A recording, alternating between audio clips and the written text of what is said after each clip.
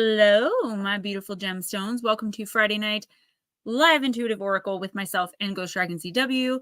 It is so awesome to see so many of you here hanging out with us tonight, right before the holiday. If you don't celebrate, I do talk a lot about Christmas because that's what I celebrate. So don't take it offensively. Obviously, those of you that celebrate,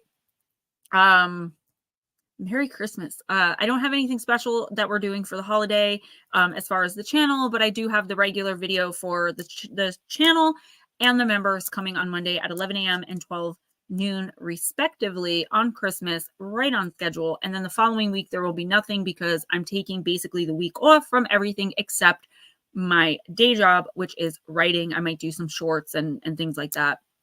I'm not even sure about next week's stream because scheduling is becoming a conflict, but I'm going to do everything I can to make sure we're here for you guys next week and we don't miss. Happy early birthday, Bat Mom. So I was going to, if you guys noticed, yesterday I threw up a happy birthday to Lara because I thought it was her birthday. I didn't realize it was next week, and I don't like missing y'all's birthdays. So if you let me know your birthday's coming up, I will shout you out in the community tab if I remember. And normally Ghost Dragons reminds me. So happy early birthday, Bat Mom, from myself as well. Mama Cindy Lee, thank you so much for making me smile every single morning with the memes and the gifts. They are fantastic. I have to say, I love them all, but the Grinch one, it stole my heart. It absolutely did. Miss Lotus Girl, what's up, my soul sister? Blue Crossroads, good evening. Chillin' Charlie. Miss Batmom in the house. Mark Halstead, what's up, sweetie? Divine Empathic, what's up, girl? Nicole Perone, Edna. That's crazy because I did just share out a few minutes ago. Raymond. Oh, thank you, ma'am. I did have on, if you guys, if any of you noticed, that I just did shorts. I had on the little red short banged wig. And it was a little itchy, and I was like, you know what? I am not doing an itchy wig again. So that's kind of why I didn't even have time to do anything with my hair. So excuse my appearance. And if it gets too hot in here, I have a pink tank top underneath, so y'all are gonna have to deal with it. Okay, great. Thank you. I love these earrings too. Miss Pixie, Nut Slap. Hello, Mama. Now that I've got you all here, before I bring in Ghost Dragons real quick. So first of all, you guys, with how sweet and kind you've been.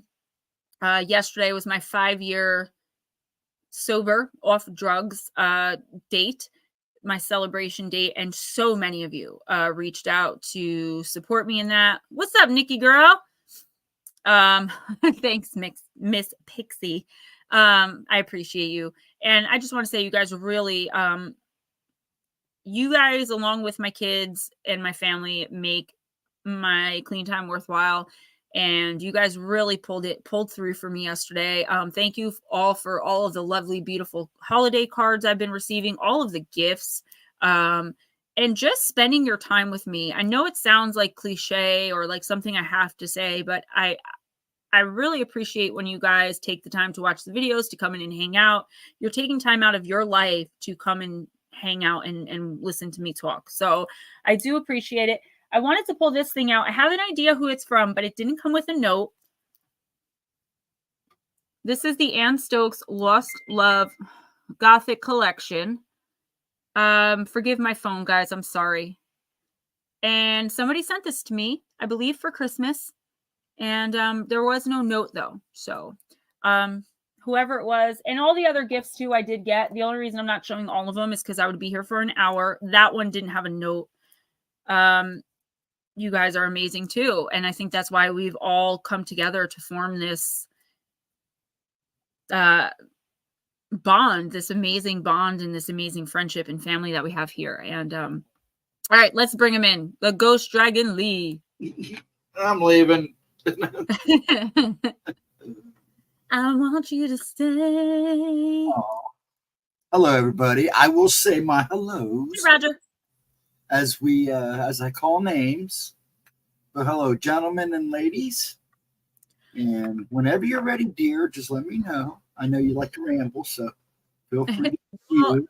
no new decks this week. I was going to buy one, but then I remembered that my mom bought me 2, and I'll be getting those on Sunday. I still have a tiny bit of stuffiness left, so forgive the nose blowing. But I do feel more comfortable tonight because my head is not itching. The wigs itch, like they're good. I love them. I wear them out now. I'm very confident with them. But with these lights and sitting here for so long, yeah, they are very bright. And they're only this big.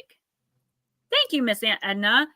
But I try to move them back and like give myself a little more room to breathe, but they still, oh, that's better. I was actually, funny you mentioned that because that's what I've been staring at this entire time, were those lights in my face. All right, let's just get started. Who's first? We're going to do, if you haven't noticed. Yeah. We'll do Batmom first for her birthday. And then we'll do Nikki Kid because she's new and she's family. Right? So, hey, thank you, Miss Pixie. What's up, Cowie? And we are live. Batmom, we're going to do the Deep, Dark, and Dangerous, the Blue Crossroads deck. Yeah, it is. It's so crazy because I've been like looking at myself this whole time thinking this is so annoying. And all I had to do was push them back. Imagine that. I'm not good with stuff, guys. For any of you that like country music, I just did a short of Gunpowder and Lead by Miranda Lambert.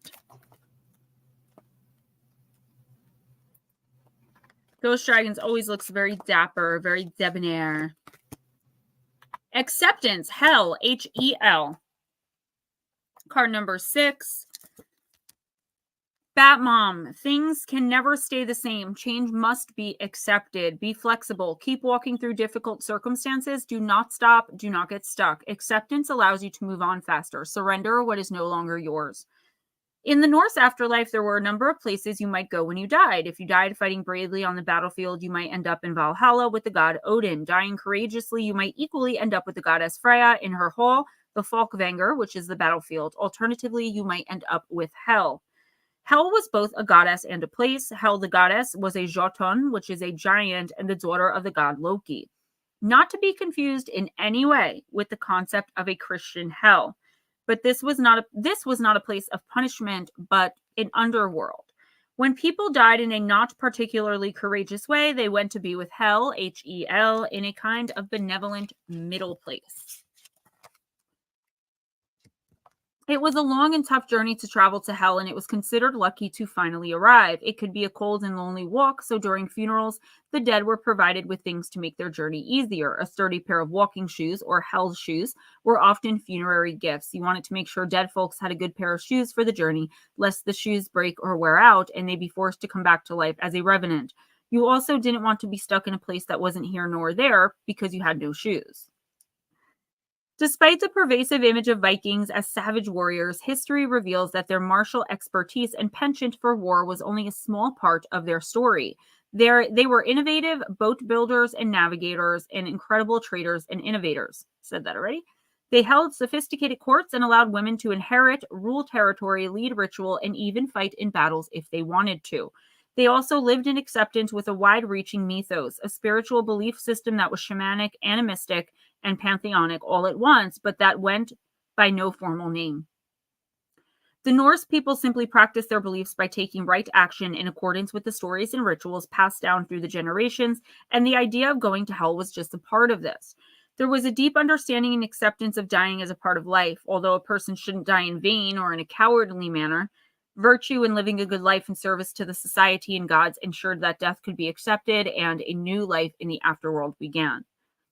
Plant companion, crowberry, and your crystal companion is Thulite. I don't think I have any more Thulite. I think I gave it all away. What's up, Smoochy girl? Oh, by the way, guys, I am sending out Yule boxes. I mailed out the cards, but it's a money thing. So I have to just wait until after Christmas to be able to send out the rest of the Yule boxes. So I was able to send out Darling Deb, Lotus Girl, and Miss Arisha, and then everybody else immediately after, because I get paid on January 2nd. I will send everything else out. It's just the financial thing. I didn't forget about y'all. So, Batmom. What this card is basically saying is any situation you find yourself in where you feel like just throwing in the towel, like, what more can I do? You know, first of all, I see you taking blame and shame and guilt that doesn't belong to you. You are not responsible for this situation, whatever it is. You are only responsible for your own words, your own actions, your own deeds. You're not responsible for what anyone else says, does, thinks, or feels. Now, it is possible to, you can hurt someone's feelings. I wouldn't even say you make them feel that way, though, because how someone reacts and responds to you is kind of a reflection of how they're living their life. Why are they so affected by another human being, right? It kind of goes both ways. But what this card is saying specifically to you, Miss Batmom, is you are taking responsibility for a situation that has failed, gone to hell, gone in the gutter, that's down in the dumps, that's ending, twisted, sick, demented, whatever it is, just all around no good. And you literally had nothing to do with it, except now you're expected to pick up the pieces because you either feel somehow responsible or people are making you feel like you're responsible. You didn't do enough, or you cannot buy into that. You have to understand this. We all have to understand this. As long as we are approaching everything with kindness and love, and we are doing our best to be decent, good human beings, doing the right thing for society, like the card says, there's nothing outside of us that anyone can put on us because we accept ourselves for how we are. We know our own actions. We know our own thoughts. We know what's in our own hearts better than anybody else, right? We're all sent into a life of solitary confinement in our own skins. So be confident enough in yourself, in your own knowledge, and in your own worth, and that the universe is now telling you, no. This is not your cross to bear. This is not your burden to bear. If you wish to help somebody through something, that's fine, but not while also taking the brunt of the responsibility for what happened. For example, say you found out your brother-in-law was cheating on your sister. You confronted him. He admitted it. You went and told your sister. It wouldn't be your fault that the marriage ended. It's his fault. He cheated, right? And that's between those two. You were just being a decent, good human being and doing the right thing as you saw it. You didn't spitefully tell your sister to ruin their marriage. Does that make sense? So whatever situation you're in that resonates with, please rethink the role that you played, because the universe, your team is telling you, like, you are way overthinking this. You're thinking way too much into this. It literally nothing to do with you. You've done everything right by the people involved in this situation to the best of your ability as a flawed human being. Ready? We go ahead and do Nikki Kid, since they're not only new, they're family. So, and then they have to be like everybody else in Wayne. Yeah, pretty much. Nick, hello, Jules. What's up, Julie girl? Love the owl. Me too. Well, RJ claimed it immediately. But it's in our bed. I'm sleeping with the owl. Nikki, I almost said Julie girl because I was looking at her name. I'm using the Vintage Wisdom Oracle. She's ready.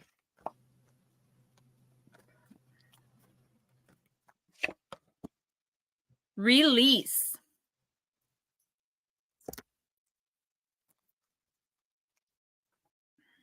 Obviously, I know why you got this card, but let's read it anyway.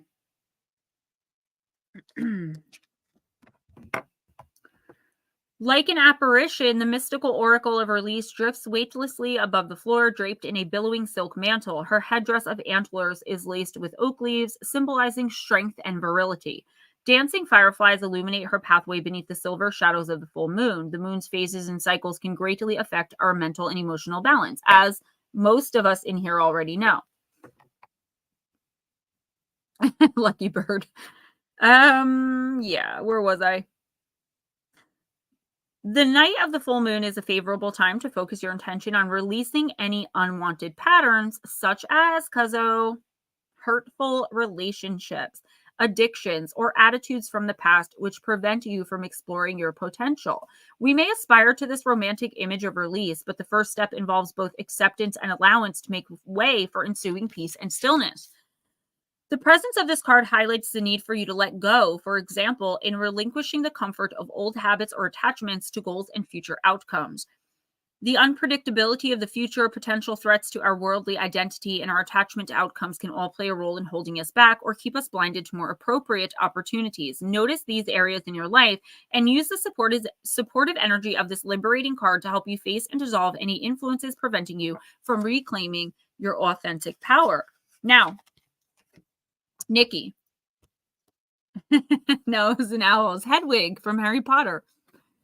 Okay. This is about you, and I talk about this a lot in this stream with so many people, and it resonates with me too a little bit. Like, this is us not wanting to move out of our comfort zones. We have to be dragged kicking and screaming out of our comfort zone. So I will use the example, and I'm not saying this is what's happening with you, but I will use the example of a toxic relationship. I always use the example of a married woman with kids who's being physically abused, right? So she knows she needs to leave and she needs to get out, but all of a sudden she's at the door with her clothes in her hand and she's thinking, what about the kids? Where am I going to go? I have nowhere to go. Where am I going to live? How am I going to pay for anything? I have no money. Oh my gosh, what should I do? So she unpacks and goes right back into the relationship because it's what's comfortable.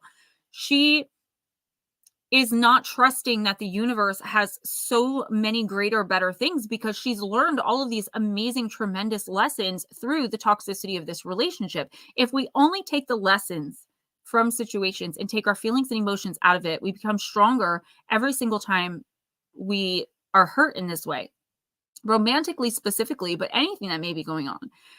Until you can say, I learned so much from this, I'm a different person now. Yes, it flippin' hurts, but I know I'm worth something better than this toxicity, whatever it is, an employer, a family member, a relationship. You deserve the very best because the very best is what you are putting out into the world. You should be receiving reciprocal energy to what you're putting out. And if you're not, you have to look at why you're allowing that to happen. And what is normally the case, I'll say in romantic relationships, is our heart is lying to us and telling us, you know, there's something you did wrong or there's a way you can fix it. Listen, if someone is selfish, toxic, narcissistic, or just over it, that's what they are. And that's their stuff to deal with. And it's impossible not to take that on and be hurt by it. But how long do we remain stuck, stagnant, and stale, not moving forward on our own paths, doing the best we can do, being the best we can be because of how someone else treated us? Meanwhile, they're moved on, maybe talking to us out of pity or some sense of trying to make themselves feel better, like they're not as much of an a-hole as they actually are. Not that I'm getting too personal, but that pissed me off the other day. She's my little cousin. I'm allowed to lecture her. She's my baby cousin. You're allowed. She's like 6 years younger than me. Oh, jeez. RJ's other Fortnite buddy. So yeah, it's okay to have a moment and to be hurt and to take that on. But at the end of the day, we are not the greatest sum of the things and people that have hurt us. Learn from it, be stronger. If it's a romantic relationship, know that you will absolutely find someone that treats you the way you deserve to be treated. Okay? And I just think it's time for you to step outside of your comfort zone.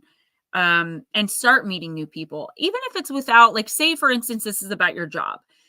You can look and peruse job opportunities. That doesn't mean you have to leave your new job, even though you feel like poop in it and, you know, they're not treating you well. You don't have to leave just yet.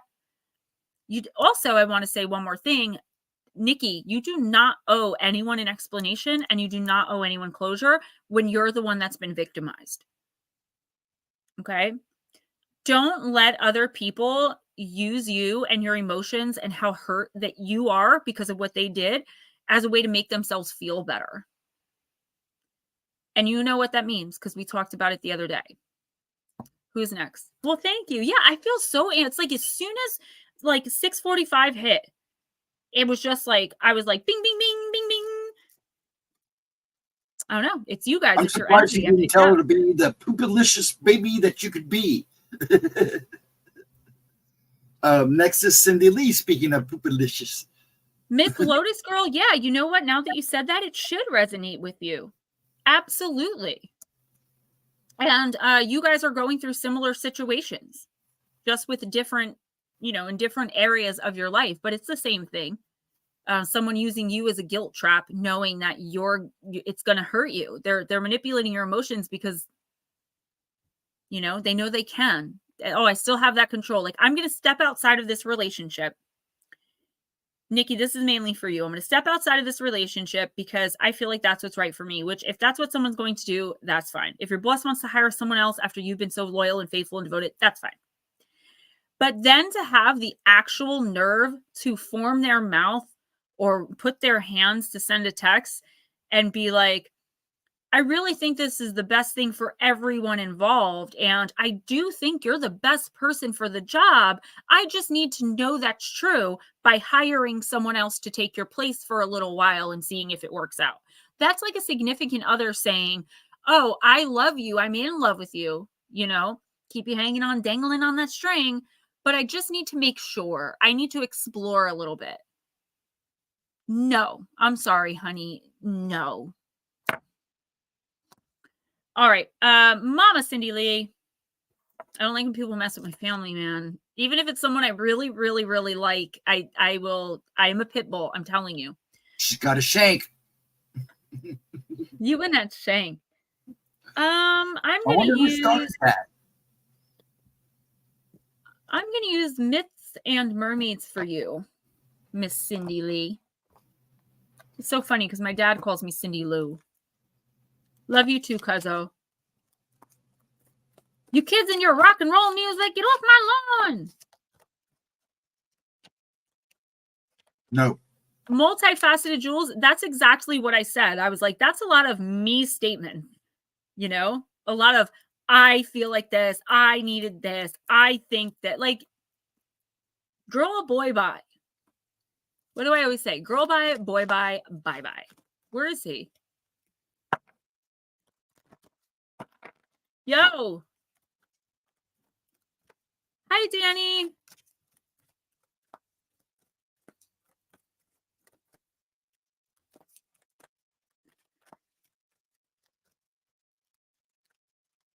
I don't know where he went. He didn't even say anything, so.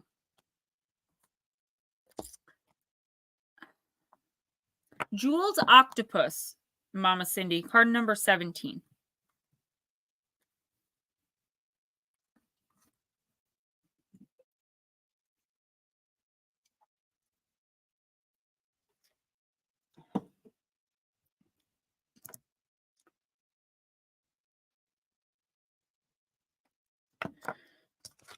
Mama Cindy. A dazzling show of gilded glass can mask the tasteless, foul, and crass. Who knows what beastly mass confusion lies beneath such fine illusion? This glitzy, opulent charade, a glib attempt at masquerade, has fooled a wiser girl than me and left her swimming, lost at sea. Why hope for anything but lies from him, the master of disguise? A pretty girl shows her attraction to an octopus, clearly drawn in by the gold jewels and colorful gemstones dripping from his limber frame. So mesmerizing is his costume, she's oblivious to what might be lying beneath the surface, and you did get it in the upright position. Divination message, look beneath the surface. Be careful, my friend. Not everyone's as they seem. Not all that glitters is gold, nor is every bright bauble the priceless treasure it first appears. You may have recently encountered someone charming whose flashy facade draws people in. But remember, that's all it is, Cindy. It's just a facade. You must look beneath the surface to see the true value of a person. And like the Jules Octopus, your new acquaintance just might be hiding behind a dazzling disguise. So, yeah, this isn't really good news. This is kind of a literal card, okay?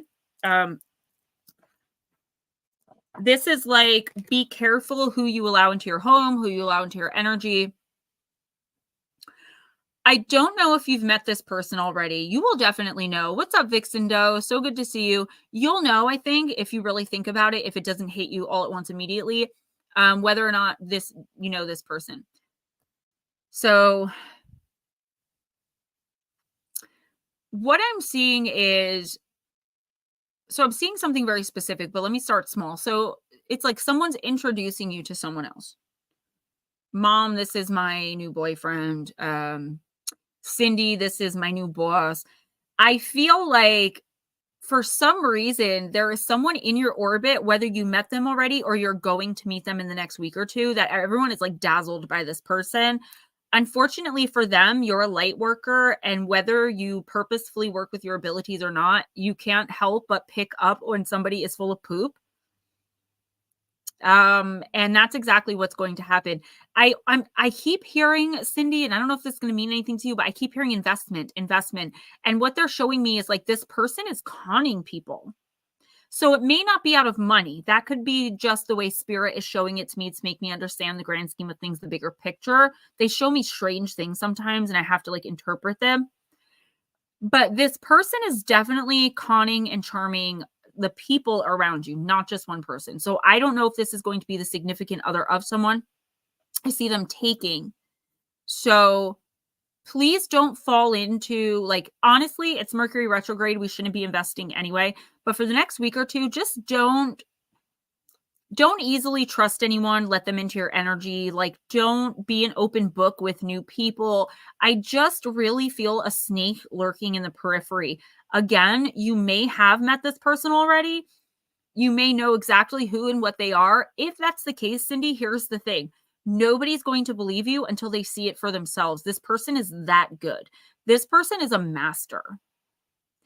So you're going to look like a jealous maniac. And you can still go forward and try to protect your family, but mostly they're not going to listen to you. They're going to have to learn the hard way with this person. Just guard yourself and your energy, because I feel like they are purposefully vampiric when it comes to energy. So they know that they're draining all the energy from the room and they don't care. Yeah, Batmom, you were the first card. This was your card.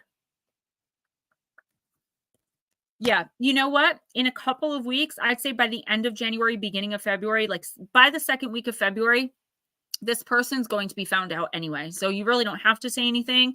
They could be taking I'm just seeing they're taking, but I'm not seeing what. So maybe it hasn't happened yet. So maybe that's why. Who's next? Lotus.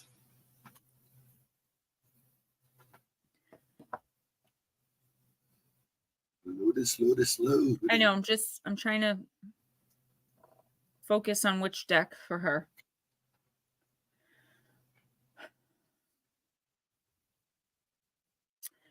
All right, we're going to use shadows and light.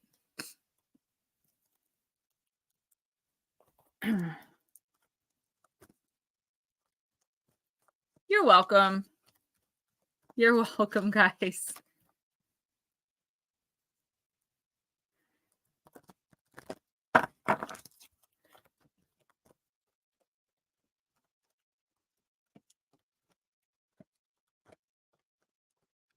Oh, after I read Lotus's reading, I have a quick announcement to make. I've got to do a little bit of shameless self-promotion. It only takes 2 to 3 minutes, if that.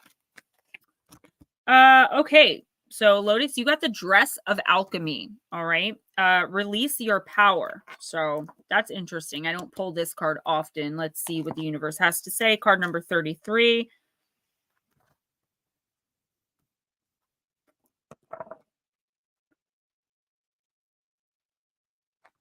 All right, Lotus, you have powerful energy when this beautiful being shows up in your reading.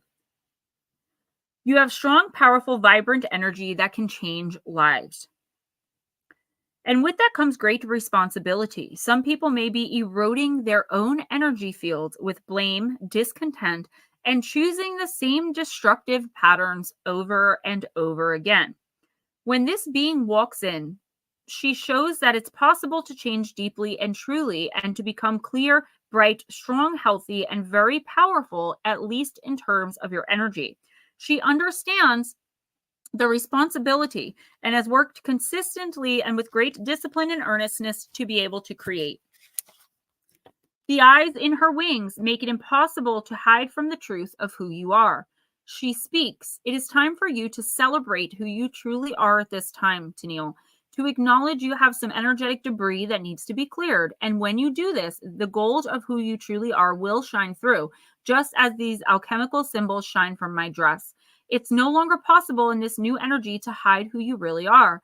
You must take the time to be truly yourself. There's no cloak to hide within, as you can see. This dress I wear reveals all my magics and all of my secrets. The secrets and the wisdoms of the ages are being revealed now more than ever before. When you have cleared your energy field of the guilt, the fear, the jealousy, and the envy, you will be able to shine brightly too. Divination message, please take time to clear from your own sacred energy field jealousy, envy, fear, and or guilt. Once you are clear, welcome in bright, strong, powerful, healthy energy. After this has taken place, expect symbols and signs to pour in. Keep your energy strong and bright and follow those signs. When your energy is strong and bright, when you come from a place of love, courage, and wisdom, you will attract the quote-unquote right signs and will not be misled. Signs in this case is opportunities, okay? Do not expect to have no change after her arrival. Relationships and situations based on ego-centered concepts containing toxic energy will fall away naturally, and you will now ask for your worth. This is not hubris, which is overweening pride. It is self-love in action.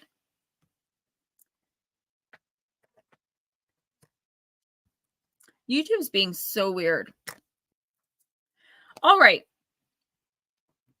What's up, Divine? Lotus Girl, this is talking about letting things fall away and end in their own time. So every ending doesn't have to be a permanent one, but right now it would be really prudent of you to first of all cleanse and clear yourself literally with sage, palo, or even incense or spray, and your space, your property outside, like your home, cleanse and clear everything ritualistically, right? First, then let go of the guilt, there's shame, and all of this. Just like I said to Bat Mom, it's like somebody is putting all of this on you and you're just taking it, not because you want to, but because that's the kind of person you are, that you're like, you think it's kind to take on other people's poop, right? So many of us do it. That has to end. A lot of the blockages that have been happening in at least the last 18 months in your life, where this like overwhelming turmoil over and over again, one thing after another, has to do with the fact that you are taking on burdens that are not yours. You are accepting responsibility for things that you did not do, that you should not be owning. You have like your own baggage that we all have as human beings, but then you're taking on other people's too. You can't save anybody. You can help someone save themselves if that's what they want to do. People have contracts. They have to learn their own lessons in their own way, in their own time. And sometimes, as much as we may want to help and step in and stop them from getting hurt, we absolutely must accept that that is not our place or our job. And the only thing it's going to do is make you specifically, physically more ill. Spiritually, mentally, emotionally, psychically as well. But physically, specifically, a lot of your physical strain is stemming from whatever this situation is. It is time for you to say, you know what, universe, I trust you. Do with this situation what you will, and according to my contract. There's probably something contracted here that you're not aware of, obviously, because most people aren't aware of what their contracts are. And that's why all of this is happening the way it is. You cannot interfere with that. You will end up really screwing your soul over. Take a deep breath, walk away, and everything will work out in its own time. Now, once you really do that, once you really do let it go, even if it still hurts a little bit, you can still feel the pain of it without letting that affect you so prominently, right? Once you do that and you cleanse and clear everything again, so this is twice, you're going to do it. You're going to let this go ritualistically by either praying it away or speaking it away, or just taking action to not accept any of this anymore. Like, I'm done, and mean it. Cleanse and clear again. Girl, you will be golden. Trust me. Things will not be perfect. You're still going to have problems, but it is going to be nothing like how it's been the last 18 months. But you have to be strong. You have to be bold, and you have to speak confidently because you are in the right. Okay, next is Blue Crossroads when you're ready. You're welcome, Miss Lotus. Blue, I'm going to use Halloween.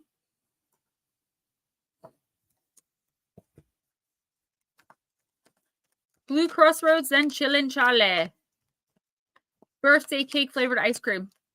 I do like that, Blue Crossroads, but I think I can't even think of who makes it right now. And I'm shocked because it's the only ice cream I ever have in my freezer. It's mine and RJ's favorite. I think I've even mentioned it. The Celebration, it's called Celebration Cake.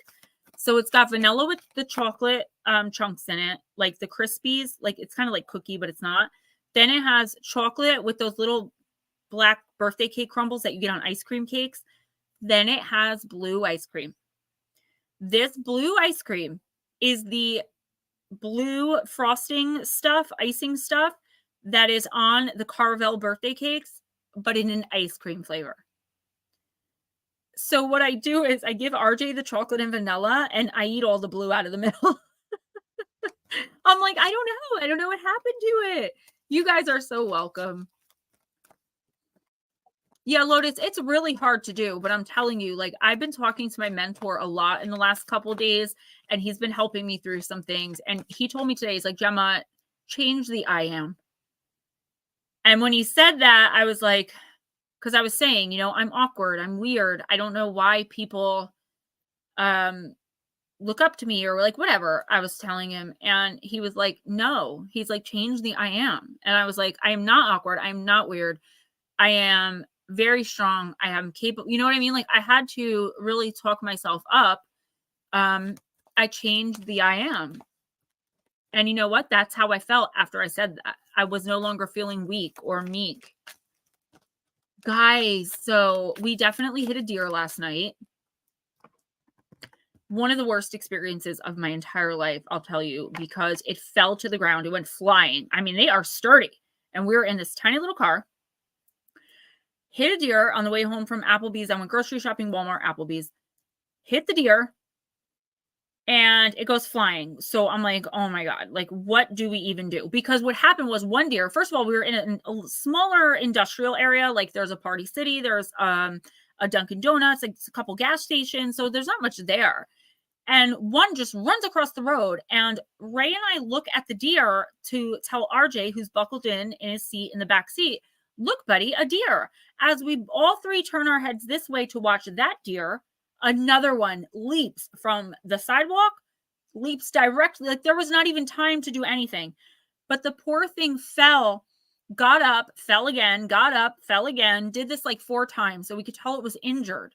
So we pulled over. But by the time we had done that, it had gotten up and ran back off into the woods. So he's like, what do you want me to do? I can't chase it. I'm like, okay.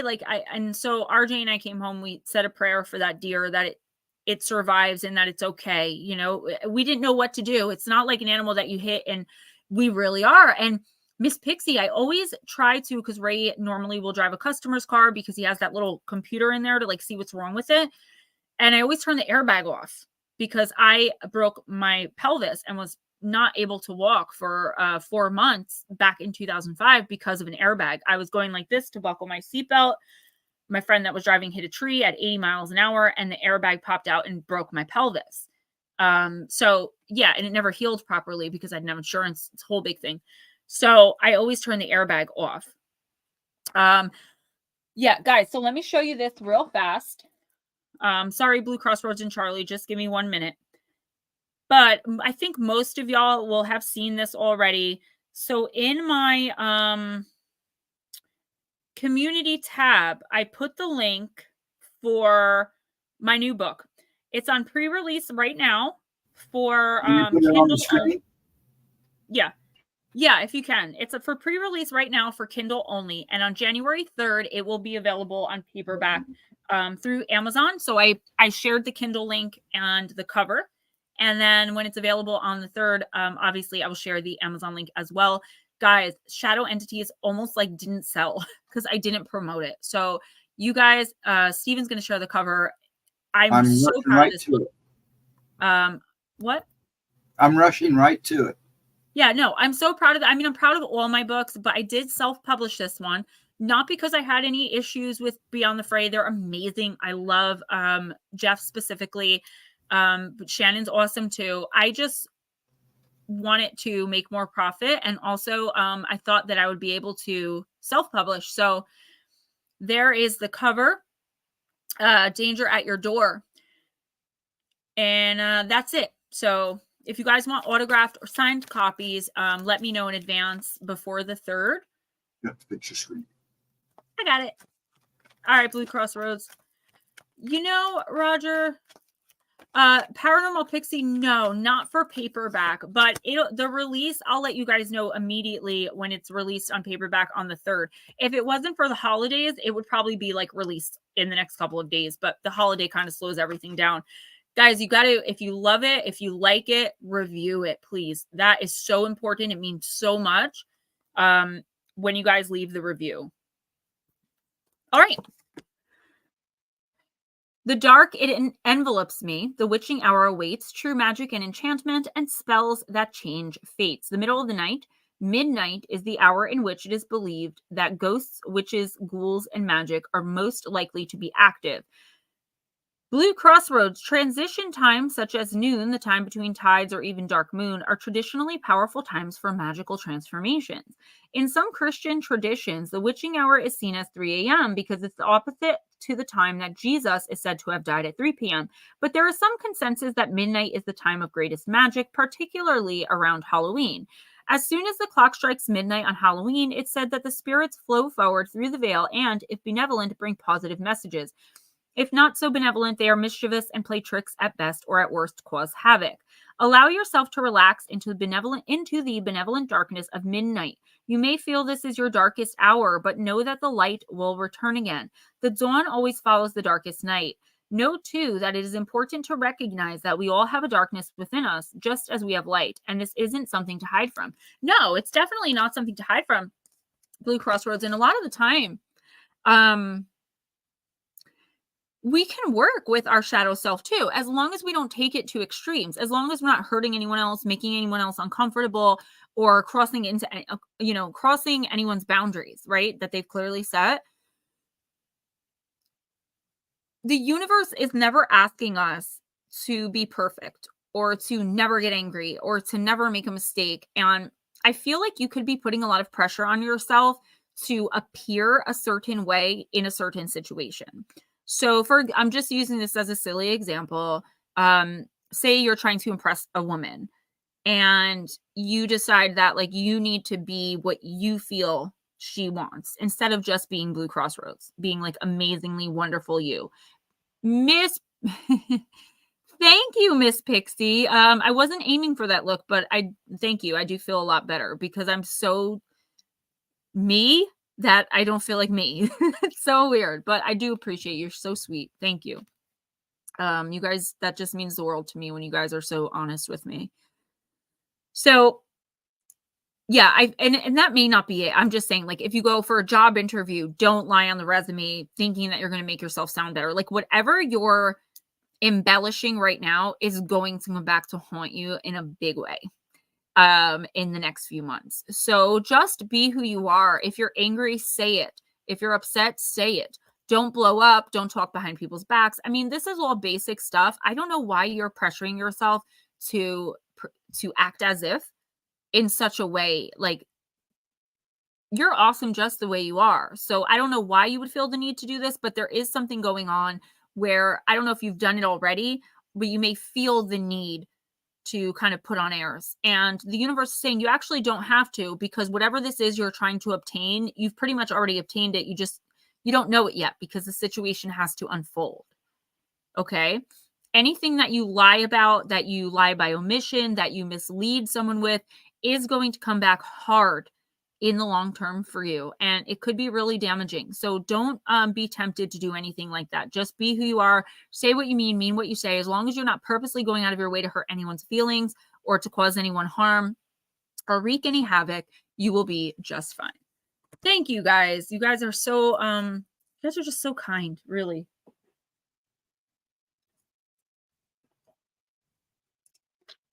No, and that doesn't.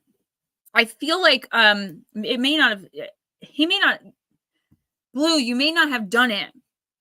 There might just be the temptation there, and the universe is kind of warning you against it. Like, you are fabulous how you are.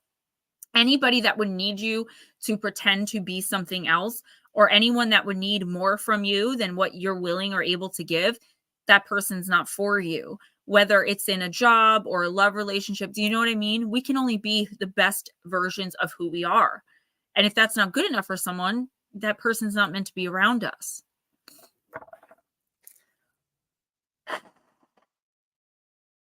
Right. And yes.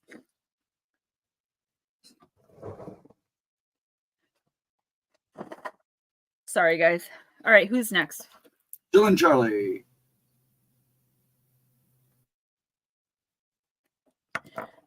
Chill and Charlie, I'm going to use the wisdom of the House of Night. Mulder? I don't know what's happening.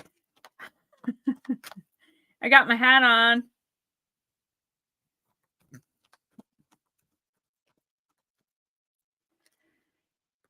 So yeah, shorts, the 60-second oracle for the second week of January are up now, guys.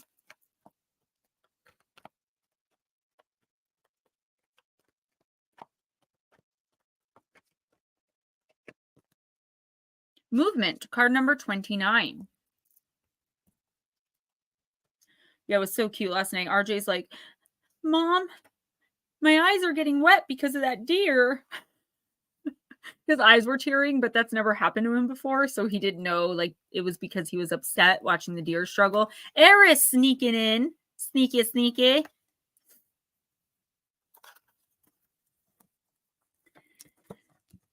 Chillin' Charlie, this is a time of change and movement and a symbol for wonderful surprises. If you have been waiting for something, you will soon have clarity about it. You will get answers you thought would never come, and you will move closer to things that you thought were out of your reach before. Perhaps this card predicts a trip that you've always wanted to take. The symbol for movement can indicate both a change of scenery and a real shift in the direction of your life. No matter what this symbol holds for your question, know that wonderful change is now possible. This is the time to make your move. So Charlie, if you've been waiting around, like waiting for an answer to something, it's coming in this week. But I don't know if it's going to be like in the form of a phone call or an email or anything like that. I feel like it's just going to click. Something is going to click with you. Because I feel like this whole time, and this is what your guides are showing me, that you've been waiting on you and you don't realize it. It's like you knew the answer. You knew whether or not you should do A, B, or C, but you were waiting to be either talked into it or talked out of it. The fact of the matter is, you already know what's right for you, what the next best thing for you to do is. I feel like there could be some sort of fear here wrapped up in either fear of failure, but I see it more as a fear of success. Like you're afraid to take this risk, whatever it is. You could just be afraid to take risks in general, which a lot of light workers are, because we're so, a lot of the time we're so like worried about stepping on toes or, causing any kind of conflict or chaos. But the fact of the matter is, this was meant for you. All systems go. You will not fail. Unless you go into whatever this is with an attitude of defeat, you're not going to fail. In the next week or two, pay really close attention to like signs and symbols. Like, for example, say you're deciding if you want to get a new job or not, or you want to like try a new career and you want to be an artist. I don't know. And then all of a sudden, like you walk down the street and they have an art show in the park. And then you go home and turn on the TV and there's something about being an artist on TV. Like it's just going to keep like little signs and symbols and like pokes from the universe are going to keep popping up in the next couple of weeks. That is that is your go. Like the universe saying, go, do it now. The opportunities are there. You know where they are. You know who to call. You know what to do. But remember, everybody, we have to put movement behind the manifestation. I can't just sit here and be like, I'm going to have my own TV show. But then I stop live streaming, give my channel up, and never do anything but watch TV. How would I ever get that opportunity if I don't, talk to people, mingle with people? By the way, guys, speaking of opportunity, and one of my most favorite people in the world, he's a darling, he's adorable. I love him. I love how the minute I told him my book was out, he immediately booked me to help me promote it. I am talking about the one and only Dave Schrader. I will be on the Paranormal 60 on January 8th. I don't know what, didn't even ask him what time. I think it's 10 Eastern. So that is going to be awesome. And we're going to be talking the Black-Eyed Kids, baby. I was actually planning on reaching out myself to George Norrie. He is my hero. I doubt he'll ever get my email because he probably receives millions. But my ultimate goal is to go on Beyond Belief or Coast to Coast, but really Beyond Belief. So I'm going to take that initiative and I'm going to do it myself. I'm a best-selling author. I have a little bit of a following. I know a lot about a lot. I'm a medium, and I think that I would be a good fit. And that's what I'm going to tell him. And that's something I've been wanting for a long time, but I've been waiting to meet somebody that can connect me to George Norrie somehow. I could just do it myself. So, and I'm going to get it. I'm going to get that interview. You're welcome, Charlie. Mark is next. Good man, Mark. Mark is my sweetie poo. I'm going to use Mythical Goddess. Paranormal Pixie Diddy. You're welcome, Charlie.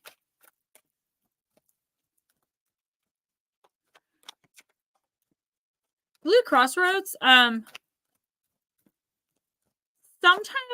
we could think, and I don't know what you're talking about. I'm just jumping in because your team pointed me to what you just said, and I just kind of zoned in on it. So sometimes we could think someone's assuming something when really they're not. They like heard. Like, do you know what I mean? Like someone could come off like they're assuming, but you don't know that someone is actually whispering in their ear. Do you know what I'm saying? So to you, it's like, why would, for example, why would she ever think that about me? I've done nothing but A, B, and C. When she has people being like, no, girl, you don't even know. Do you know what I'm saying? So it could be you that's assuming, and I'm not saying it is. I was pointed to that comment for a reason, and that's what came up in my head. So like Aunt Edna said, probably best you set that record straight. I don't know who's telling you can't, but I feel like if there's a record that needs to be set straight, you could both, or everybody involved could be making all of these wrong assumptions and everything's just being all this chaotic and this uncomfortability when really it's a case of a simple misunderstanding of everyone assuming everyone else is assuming something. Does that make sense? I would go for it. That's what I'm hearing from your guides. But it's up to you always in the long run. Good night, Charlie. Sleep well, rest well. All right, Sir Mark. And Mark, I am really sorry about your text. I did not see texts come in from you, but that does happen sometimes. Where I live, I don't even get service downstairs. I told you guys, like, I have to walk upstairs and restart my phone every time I'm downstairs with it for longer than like 10 minutes. So what could have happened was you could have sent them while I was downstairs and they just never clicked in and registered when I restarted my phone upstairs. Mark, you got the 10 of fire. It is the card of self-destruction. I said woof because of the picture on it.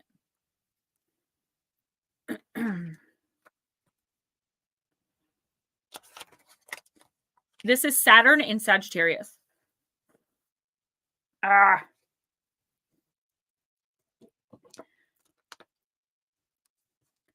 This rattlesnake with her fixed gaze brings her venom of fire as a danger sign that cannot be ignored. An immediate change of behavior is essential, or you will feel this rattlesnake's bite with the venom close behind. This viper is warning you that you are on a path of self-destruction. Your chronic inner struggle has led to exhaustion and debilitating burnout. What danger signs have you been ignoring? You must redirect your will from its destructive inward attack. Are you allowing others to assist you in this self-annihilation? Let the powerful transmuting power of Snake turn this behavior around. She's inviting you to align with her fire's transformative energy of creation and break the patterns of self-destruction that you find yourself in. Then you know what, Miss Pixie? I will promote you. I have to have a discussion with him anyway because he wanted to know who did my cover. And I would not have an issue with mentioning it. I think you'd bring a lot to his show. if you want me to. I mean, I probably would have anyway, because I'm pretty sure I mentioned you last time, but like it was like in passing, because I was talking about you and Steven and like my team. You guys are my team. Throw it out there. He's really sweet, and you are very knowledgeable. He could watch you on my channel if he needs to. You know, that's the good thing about you having your own stream here. Blue Crossroads, hold that thought. So Mark, okay, this doesn't necessarily mean like you're making bad choices. I feel like you could be ignoring some health issues, or there could be, thanks, Raymond, or there could be some issues that are about to come in the next week or two that you could be tempted to ignore. Like, no news is good news. You know, I'm good. Definitely do not do that. Not in any area of your life. But I'm feeling more. I'm going to, Miss Pixie. I got you, girl. I think you'd be a great addition. Sorry, Mark. Ooh. So I feel like this is more of you like being tempted to ignore health issues. I'm also getting like, I'm getting this sort of insecurity with you, with someone. This kind of inability to stand up for yourself. Now, this could be a professional person like a doctor or a nurse, or it could just be someone that's getting on your nerves. Like you feel, I'm seeing you as like this, like you just don't, it's like you don't know how to say the words you want to say, so you're just not saying them. The snake energy is about change. It's about rebirth, renewal, which is perfect for the new year coming in. Mark, you have the right to feel how you feel. Your feelings are always valid. I feel as though you should never, ever, ever think of yourself less than someone else. Like, I hate when people say, oh, I'm out of that person's league. It's like, well, are you human? Is that person a flippin', you know, Pleiadian? You know, what is going on with this? And I feel like that's kind of the vibe I'm getting. Like, you have something you want to say to someone, but you don't feel like you have the right to assert yourself. Mark, I don't know what or who this is, but honey, let me tell you something. If you feel some type of way, as long as you say what you need to say with kindness and you're not actively trying to hurt anybody, you have every right. And I feel like you need to face any challenges, physical, mental, emotional, spiritual, and psychic, head on. Okay, face first, because here's the thing. No news is not always good news. And I feel like you know that. So speak up and speak out. Just do it in a kind way. I feel like you could really connect with someone if you'd be more honest about your feelings for them. And I don't mean romantically so much. I mean, it could be, but I mean, like, for example, say that the vision of like a home health aide is coming to mind for some reason. So say you have this home health aide and she seems really stuck up and snooty, and you don't want to, you know, tell her you don't like the way she cooks your eggs. This is so stupid, but this is what I'm talking about. And one day you finally just can't eat the eggs like that anymore. So you mention very kindly and nicely to her, and she laughs and says, oh, I don't eat my eggs like that either. And then you have a new best friend. Do you understand what I'm saying? I feel like you are inadvertently and accidentally blocking people's energy that could be really beneficial if you would let it in. And I feel like you could really help others if you would grow through what you go through. Do not ignore any health symptoms or problems ever, but especially in the next week or two. Okay. And this is not to scare you.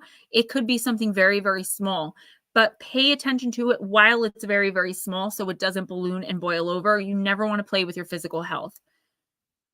Let me see what Blue Crossroads said here, and then we'll go next. Gemma Jade, I promise not to bring it up or talk about it because it was the gentleman thing to do. And you know me, promises, no matter what it does to me in my relationships. And that's okay. But how long do you have to kind of struggle through this because of a promise made to someone else? Do you know what I'm saying? And that's totally on you. But it's obviously causing you some conflict, or it wouldn't have come up. So maybe the universe is telling you, maybe you could speak to the person you promised. You've got to do something. You can't walk around shouldering the burden and having to keep everything held inside. I mean, you can, but it's not working out for you. It's not doing anything for your energy. It's not doing anything for your abundance. It's not doing anything for your manifestations. You are not the best Blue you can be because this is hanging on you. It's bothering you, babe. Who's next? Okay. Divine empathic Hold on a minute. This is the crappy vape. Lara. I need to laugh. Can I just laugh at you? Are you nuts? Honey, in this community with us, all of us ladies especially, and I see it with the guys too, this is the only place I've ever come to that I can come to every week where there is no competition, where I don't feel like I have to one up or best somebody else.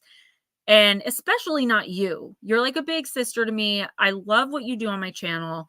And there's no competition here unless we made it that. The only reason I don't stream with you is because I have RJ and he won't be quiet for an entire hour. Otherwise, it would be girl chat on Thursday, which I would love to try to do something like that. Don't ever feel that way with me. I think in the beginning, I had to get used to like having another female around. But that took me like 2 weeks to get used to that. Do you know what I'm saying? I live in my own confidence now, especially when it comes to you guys. I would help you promote. I would help you with anything. I told you, if you get the right equipment, I will give you the keys to my StreamYard and you can just stream whenever you want. Don't ever feel that way with me. Not with me. Yeah, I do. I'm sorry. I understand the feeling. I'm not laughing at you like you're stupid. I understand that, but I don't ever want anyone to feel that way about me.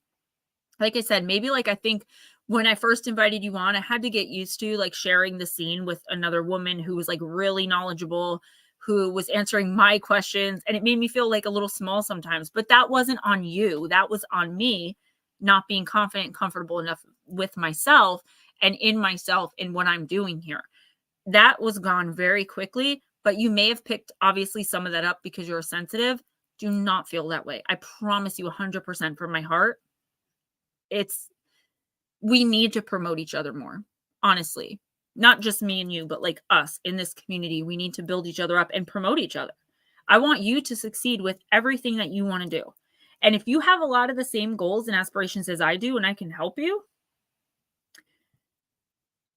yeah, Paranormal Pixie, I don't worry about you in that sense. You're a sister. I've since learned how to not get close to people I know in my intuition that I can't trust. I've let a lot of people in, female specifically, that in the back of my head, I was thinking, I don't know about this one. And then I gave them a chance, but I'm not giving people that chance anymore. So if you're around because I trust you, I love you, and I want you to thrive. So I'm going to put that bug in Dave Schrader's ear. So you don't have to self-promote. Even if you did self-promote, though, you'd be totally justified. But I get that. That's kind of why I asked you to reach out to him for me. I can't just be like, hi. I got you. Plenty of thunder to go around, Pixie. Perfectly said, Eris. I'm sorry. Who's next? Gotta Divine love Empathic. Divine Empathic. And you do still have a January reading coming from me, Miss Divine. I didn't forget. If you're waiting for January readings, guys, I'm doing them next week. Lara, I think you and I also have a lot of the same, not the exact same, but a lot of the same negative energy swirling around us in our personal life in regards to our professional lives. Unsupportive people, people making us feel small and maybe even stupid, and You're kindred spirits in a lot of ways. And those types of things. And I think that's why we both kind of tiptoe around people a little bit, because like, I don't want to step on anybody's toes. I don't want to shine away. You are safe here. I promise you. And we support you.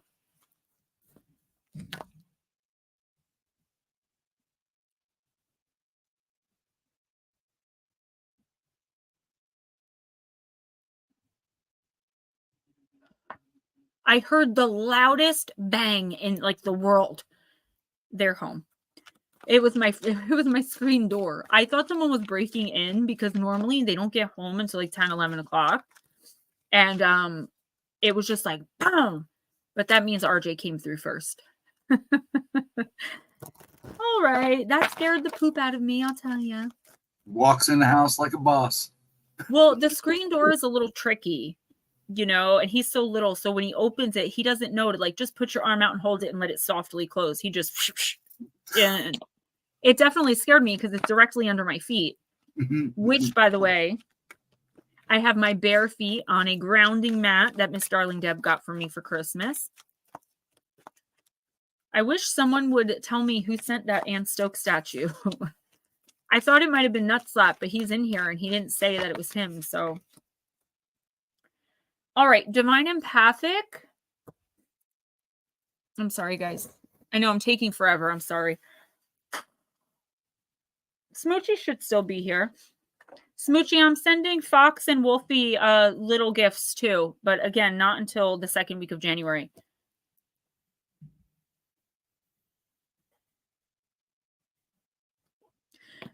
You know, Miss Pixie, mine's so loud.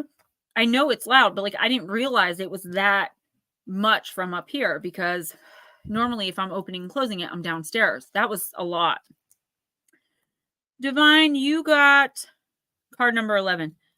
I think that's where a lot of my energy right now is coming from, to be honest. No, Darling Deb got me the grounding mat.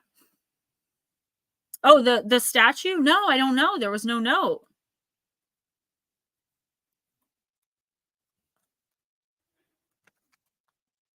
It came through the Amazon wish list, but it didn't come from Amazon itself. It came from her company. Now, Ghost Dragons got me the hourglass that I showed on the short, the 2 dragons. It's got the black sand, but this nobody has claimed. And I've asked in the community to, I don't know, maybe they want to be anonymous, but it's beautiful and I wanted to thank them. So thank you.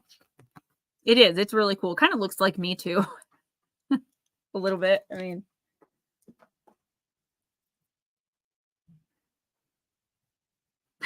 it really does. But the wings are just my favorite part.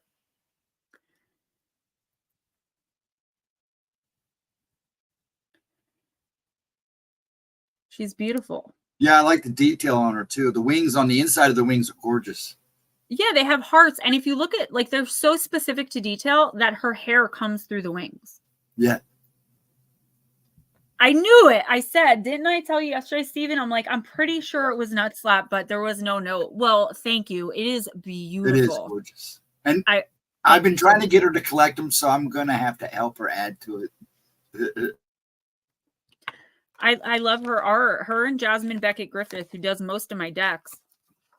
It's gorgeous. Nuts up. Thank you so much. Sincerely. All right, Divine. Sorry about that. You got card number 11, which is obviously a very good number. So look up the angel number 11, 3 1s or 1111. So 11, 111, 1111, 1 in different orders up to the number 6. Yeah, thanks, Nicole. I had a feeling. Okay, so you got it in the upright position. Empowerment message. Giving to others is a wonderful feeling. When you have a healthy sense of yourself, you want to share your love, your inspiration, and your experience. And the exchange feels clean. That is a great way to describe it. Your boundaries are fluid, yet strong. The Greek goddess of grain, motherhood, and the harvest, Demeter, reminds you that a harvest is meant to be shared. You've now tapped into her nurturing love, which is abundant, and your well-meaning gestures will be received with gratitude and in some way returned to you tenfold. Now is the time to nourish yourself too, for giving must be balanced by receiving. Allow yourself to feel how the universe is like a wonderful, nurturing mother that is always there when you need her. Demeter says to trust that you are loved and cared for all day, every day, and for all time, especially now. She got it already. She's like, got this. All right, let's see what Spirit has to say, but I'm glad. I love when it resonates immediately. You're definitely on point if you got it right away. Okay. So what I was actually seeing was like, it's so weird because it's almost like what Lara and I were just talking about it. Like you are sharing, you feel good about it, but it's like that, I don't know, I don't want to say insecurity because I don't want to offend you, but it is like that feeling of like, are people going to look like I'm virtue signaling, or are people going to look at me like you're just trying to do something clean, something kind, something nice, just to give back to somebody, just to kind of pay it forward, even if in some small way. But there's something here that is making you feel intuitively or internally, not intuitively, internally, that it's not like clean. Like people are going to think you want something for it. This is just a what if. So if that thought starts to creep up, know that the universe is saying absolutely not. There are people around you now, at least some of them, that really do appreciate you. Okay? That really, really do trust you and love you and genuinely appreciate what you're sharing with them, who want to reciprocate that to you. So not only are you getting, what is it called? Not only are you getting like, when it's the same energetic exchange. So you're getting the exact same thing energetically back from the person. They're not only are they reciprocating it in kind, the universe is going to times it by 10. Keep doing what you're doing. Don't self-reflect too much towards the negative or at all. Because then it's going to start to dirty what it is you're doing. It's going to make you feel weird. It's going to like sully it, right? And keep an eye out for the universe to bring in these opportunities for you, because you are doing so much good right now that I feel like even you are like questioning it. Don't question it. When you start to question, the universe starts to question. This vape is so annoying. When I get up to go pee, I gotta grab my other one. Who's next? Okay, next is our dear Edna. I hope you're doing good tonight, and I hope you had a good day, dear.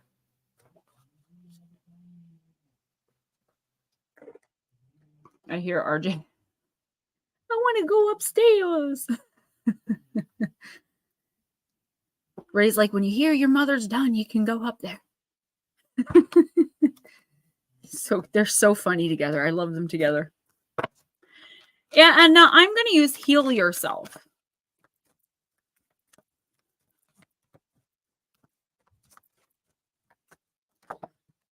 Okay, I guess that's your card. Come. It took off running. Oh my gosh. So I just got the biggest, craziest flashback when I used to drink every night and go out to bars with my friend Danielle. We would always say that to each other. What's that movie where he's like, come on the kick drum, and it's Gary, come on the kick drum, and he just keeps doing it. Jennifer Aniston and Vince Vaughn, the breakup, and me and her used to do that to people, and they would get so uncomfortable, and we loved it. Card number 26, Aunt Edna, the card of letting go. Last week, yeah, there's a lot of energy surrounding you right now, like healing. So I bet if I were to do a personal, it would happen a lot too. I've noticed it too, though, with Leo in the shorts I'm doing. Leo sun specifically, there's a lot of reckless energy, not in a bad way. It's just the universe and the energies, like your team and your guides swirling around you, trying to get you back to your energetic alignment. So that's kind of why that happens. Sometimes it's something negative that is hitting the card out of my hand because it doesn't want me to give the message. Has not been that way in your case. The situation has served its purpose. And Edna, you are being challenged to change your point of view and recognize that this particular relationship has run its course. Also, situations, okay, not just relationships. Although you might be afraid to let go, the universe has a new opportunity for you, which will allow you to experience the kind of passion and satisfaction you have always dreamed of. Divine Empathic, thank you so much. I appreciate that. Lotus, if you're listening, please listen to this message. Saying goodbye is never easy and can make you feel like you are a failure. You must not allow yourself to be persuaded by other people or your own doubts to keep holding on. Focus on opening your heart to a new opportunity. Leave the baggage of past mistakes behind you. It's important that during the quote-unquote letting go process, you are gentle with yourself. Allow yourself to have alone time, write, meditate, paint, sing, dance, do whatever you can to heal and let go of the pain that is holding you back.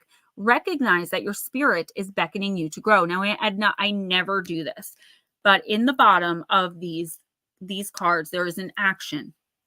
I'm going to read it. And when you have time, come back and listen. Stephen, if you can timestamp, if you feel that you want to do this, I think it would be a good idea, which is why I'm going to read it. Action. When you feel stuck in a point of view, you can ask yourself, is this my belief or is it someone else's? How does it serve me? Am I willing to let go of my fears and unfounded limitations? Say out loud, divine healing intelligence, please assist me to let go of this situation. Then state what it is. Habit, state what it is. Person, say their name. With ease and with grace. Inspire me to move forward with freedom, lightness, and a feeling of completion. Bring into my reality new and empowering experiences, people, and opportunities. Thank you. Repeat the word clear several times. All right. No natty tonight. Yeah, I think that action would be like a really good idea. You guys can see my old Amazon boxes there. I don't know what this is, but I feel like you are having a really difficult time letting go of something. And again, I'm going to bring up repetitive. Lara, it really is a beautiful message. Comfort zones. Even you, someone as spiritually aligned and dare I say higher up on the spiritual energetic plane, have a hard time with accepting when someone is just not going to change or when things are just not going to change. There's only so much energy and effort you can put into a situation, a relationship, a job, a person, and not get anything back from them or it. When there's no energetic reciprocation, our spirit gets so drained so quickly. And then we have to put more physical effort and mental effort into reciprocating it back to ourselves so that we're doing double the work just to protect our own energy. When at the end of the day, if we would just stop giving to people, places, and things that no longer serve us or that just are taking, we'd be so fine. We'd be okay. And I want you to really think about this. The message that I'm hearing, like what I'm hearing in my head right now is like, for example, like you love this person very much and like you don't want them to think you're giving up on them. You don't want them to think that you're abandoning them or walking away from the relationship or that you're never going to be there for them. But you cannot deal with it. You cannot take it anymore.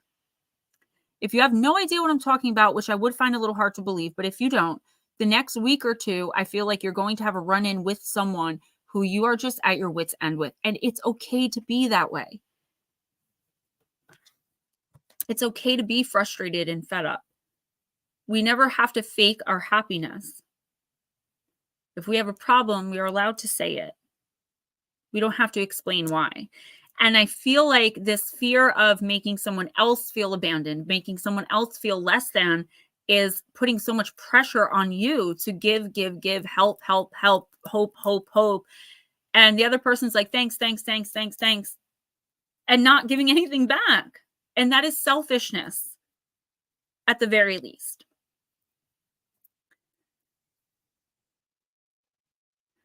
I know exactly who you are talking about. I see her on the 27th. Oh my God, spot freaking on. I'm telling you, do your thing. Do not feel bad for how you feel, especially if you know that you've given all you can. Like there's nothing more. So you cannot feel bad about this. I mean, you can, but you really shouldn't. Once you move on from this and you handle this in your own way, however it is, like immediate energetic shift for you. You should physically start feeling better. Spiritually, you should start feeling better. There's an attachment here that has been built that is not built on reciprocity. And not go through the pain. It's not, you're not abandoning her. Maybe just right now is not the time for you guys to have a relationship. If she takes that the wrong way, all you can do is say, I'm sorry you feel that way. I love you. When you're ready for XYZ, I'll see what I can do. You don't want to make any promises because then that can be used as a manipulation tactic. And that's got to be painful. You have to do what you have to do, baby. Please do it for your physical health. Your physical health is suffering because of this. It's not the entirety of what's physically going on, but it does affect us. Raymond says, I never knew I had energy. All I knew was to give. No wonder I was always up and down until I realized I need some for myself. Yeah. You're worth it. You're beautiful and wonderful and light and bright. Mark, you too. Every time you send me like a silly picture or like a 2-minute video, I just smile. I know you don't want a girl, but listen, you of all people have got this. All right. Some of the best advice I heard recently is don't dim your own light just so others will accept you. Yeah. Mark, I think that has to do with your reading. Blue, you too. I think we can all benefit from that. I love this sweater because the sleeves are so big. I got it for $3 on Temu. You ready for the next person? Yes, I am ready. Nicole Brown.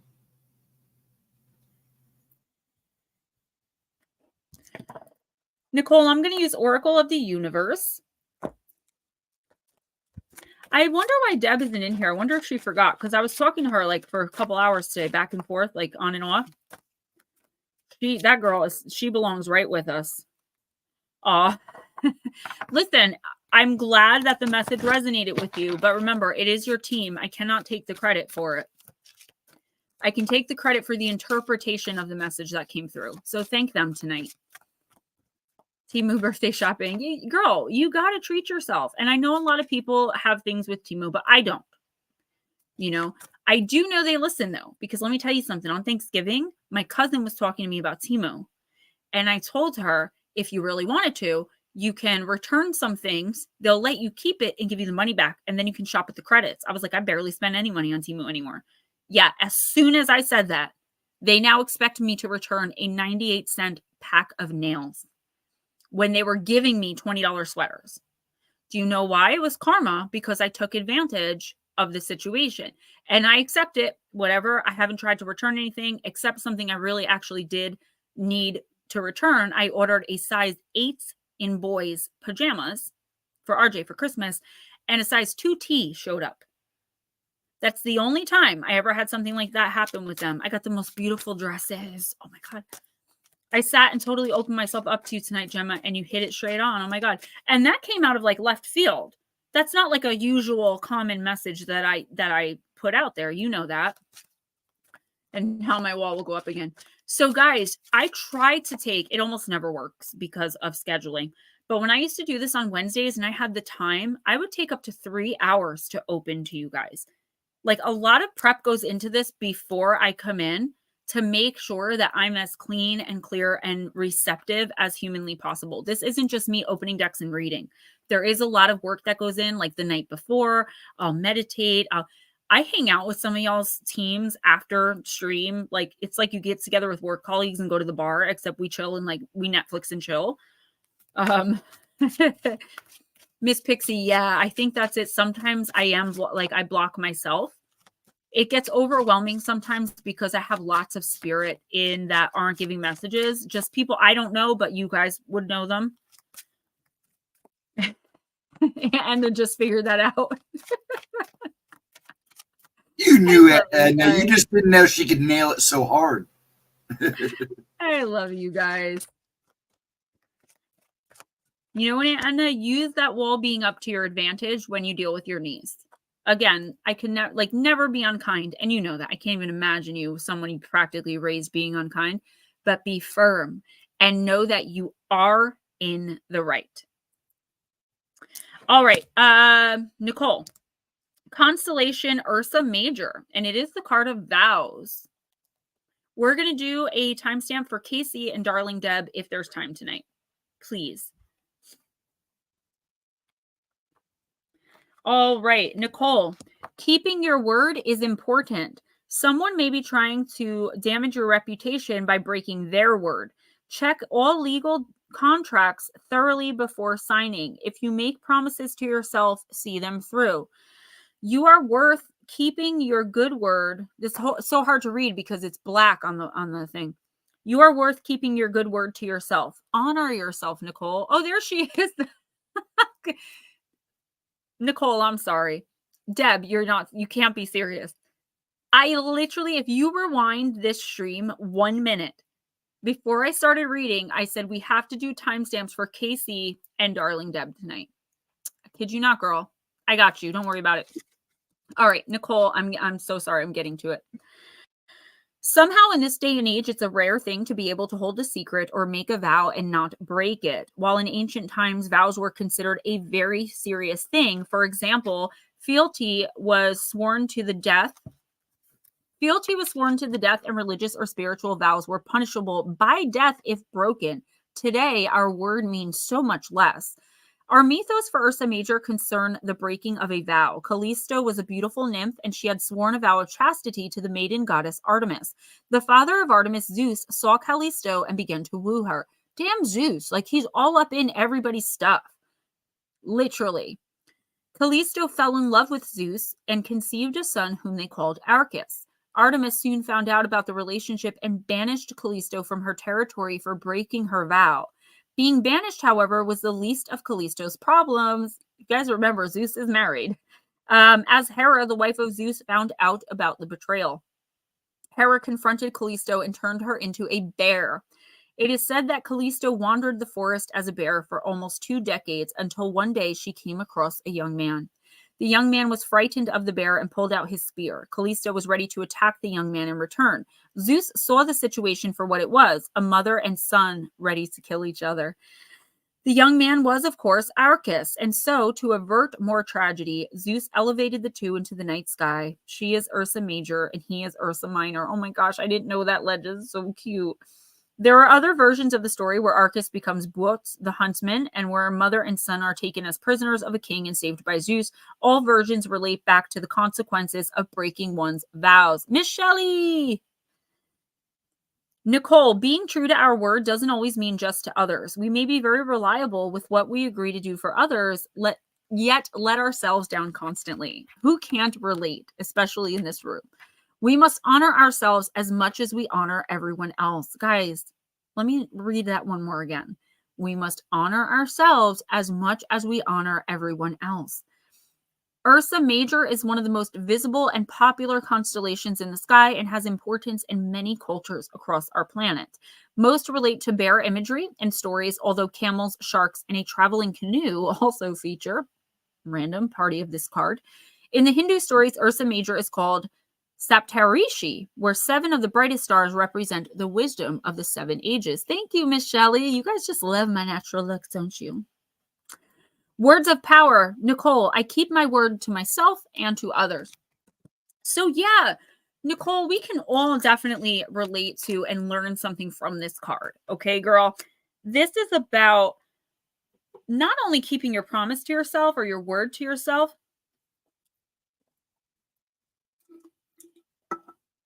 but following through for yourself as well. Okay, so you plan a spa day for yourself. You planned it 6 months in advance. It's like an 8-hour thing. You cannot wait to go. You already paid, and your best friend in the entire world has a flat tire and needs you to come help her while you're on your way to the spa, and you have to go an hour out of your way and miss your appointment. What do? You have to help your friend, right? I mean, obviously, you have to help your friend. No, no.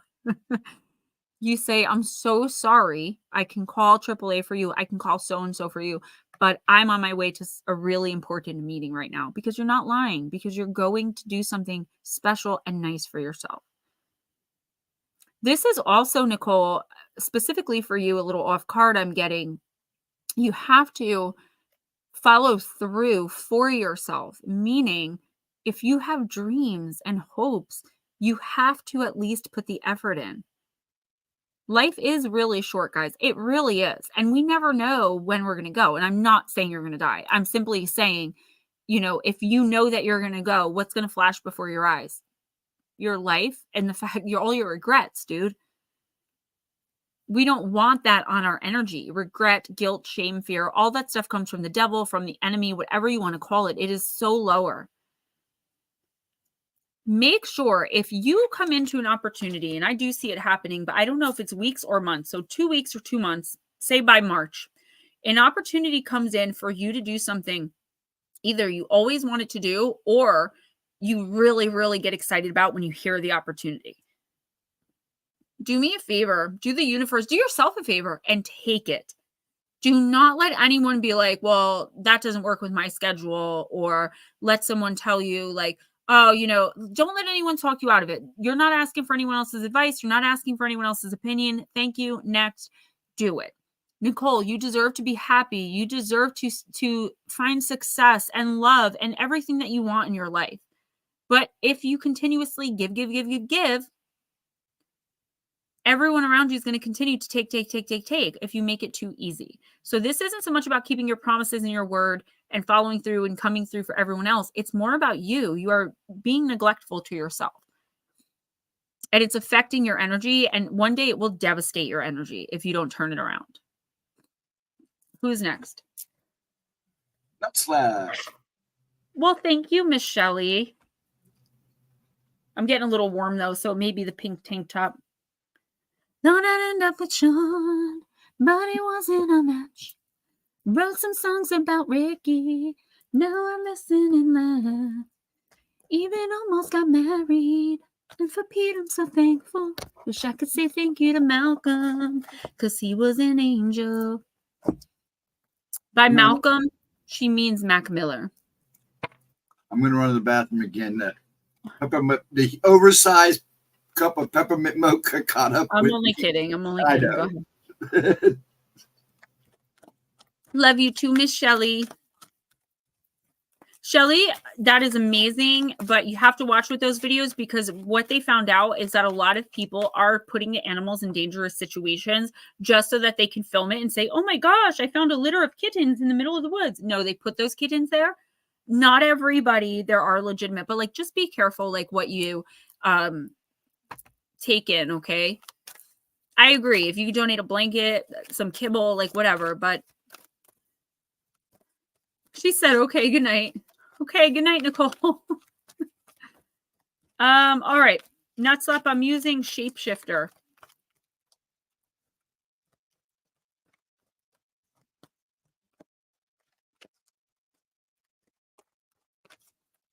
Aww. Woo! So Nutslap, you got the Black Cat, card number 30, Lost Magic, Atonement, and Rebalance. So this is magic with a K. If you guys don't know, I'm sure all of you do, or most of you do. Magic with a K is to distinguish from stage magic, like Chris Angel, Houdini. That's magic with a C, M-A-G-I-C. I thought I should clarify this because people have asked. Magic with a K, M-A-G-I-C-K, is magic, like our spiritual energy, the magic that a witch would create, things like that, okay? It's the earth, air, fire, water, spirit, element, that type. So it's just the K is added on the end to make that distinction. And I hate it because my Google Docs, that's what I use to write, and I just convert it to Word because Word confuses me, Microsoft Word. It won't let me add magic with a K to my personal dictionary. So every time I write it, which is quite a bit, it tries to change it on me. All right, Nutslap, if you're listening, you're the only one I sent a notification to, by the way, tonight, sir.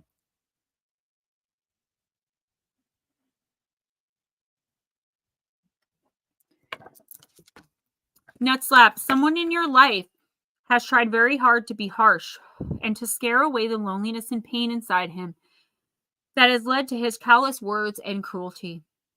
She has spoken such ugly things because she has not yet owned the scars and pains inside herself. There are no genders in Oracle or Tarot, so that's why they're using he and she interchangeably. They're just speaking about one person. He has tried to inflict others with similar cares so he doesn't feel so alone. But it is time now to see that although the scarecrow can be put up, the laws of karma cannot be denied. The raven will land and law will be done. The truth will come out and an apology will be said. The little forlorn one in the painting will be cared for again and the magic of her black cat familiar will return. And the one who is the scarecrow will only have the comfort, the cold comfort of karma to look forward to unless she softens up and accepts that she is worthy of forgiveness too. The black cat speaks. It is time, Nutslap, to be softer, to acknowledge unfortunate words and harsh behaviors, and to apologize, and then forgive yourself. Something sad has happened. The landscape around you is bereft, empty. It is sad, and you feel lonely, and somehow like the world is a big void. The harvest has come and gone, and it feels you have been left with nothing. You feel very sad and like you have been unjustly treated. But you must see that you have somehow created the situation you find yourself in. Harsh words have been said. Laws of friendship, hospitality, and kindness have definitely been broken. Bob Perkins! And so it is time to speak words of kindness and friendship and to live once again in a kind and hospitable way. It is time to plant new seeds in this abandoned and lonely landscape. There will be new growth. All will be well again, but it may take an acknowledgement of your own part in this sad tale to understand fully how to bring life back to richness and beauty. Before I read the divination nut slap, I just want to say, your text to me last night, I did take your name off of it and I shared it on Facebook because it really touched me. Darling Deb, same thing with the note that was with the grounding mat that my feet are now comfortably on.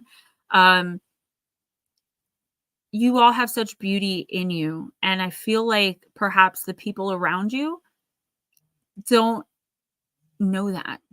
Let me read the divination and I'll explain what I mean. Nut slap, a feeling of great loneliness, angst, self-pity, and ennui, even anger, a flatness and emptiness, a boredom is all around you. You must take this time to really understand how this came to be and to understand that it could not have come to be without some kind of contribution on your behalf. This is not to blame you or even to blame someone else, but to understand how the trouble has happened as best you can. By acknowledging the part you have played, you will be given messages and opportunities to regrow the friendships that still have life in them, and you will know which ones to walk away from for all time. It is time to say sorry if you know you ought to, and to allow yourself to say what has been done and why. There's no blame, there's only understanding. But there must be an understanding of your own connection to this first and foremost. Kind words and sincere amends will create friendships. Insisting on being tough and frightening for self-protection will only repeat this cycle, leaving you even more alone than you feel you are now, and magic will stay far away from you. You have experienced intense jealousy and sticky, unhealthy energy. You need not feel you are empty. You too have your own magic. Forgive yourself, speak the truth, make amends, and watch your own magical abilities grow and thrive. Nice. How much did you save though, Raymond? Tons, I bet. You're welcome. Oops, sorry. Okay. Nut slap. What I mean by that is we are hardest on the people we're closest to. We are harsher on the people that we love because we know that they care about us and they're going to put up with our poop, right? I mean, that's basic.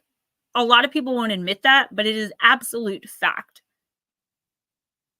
We treat the people we love the most the worst sometimes. Not all the time. I'm not saying we always walk around just being nasty.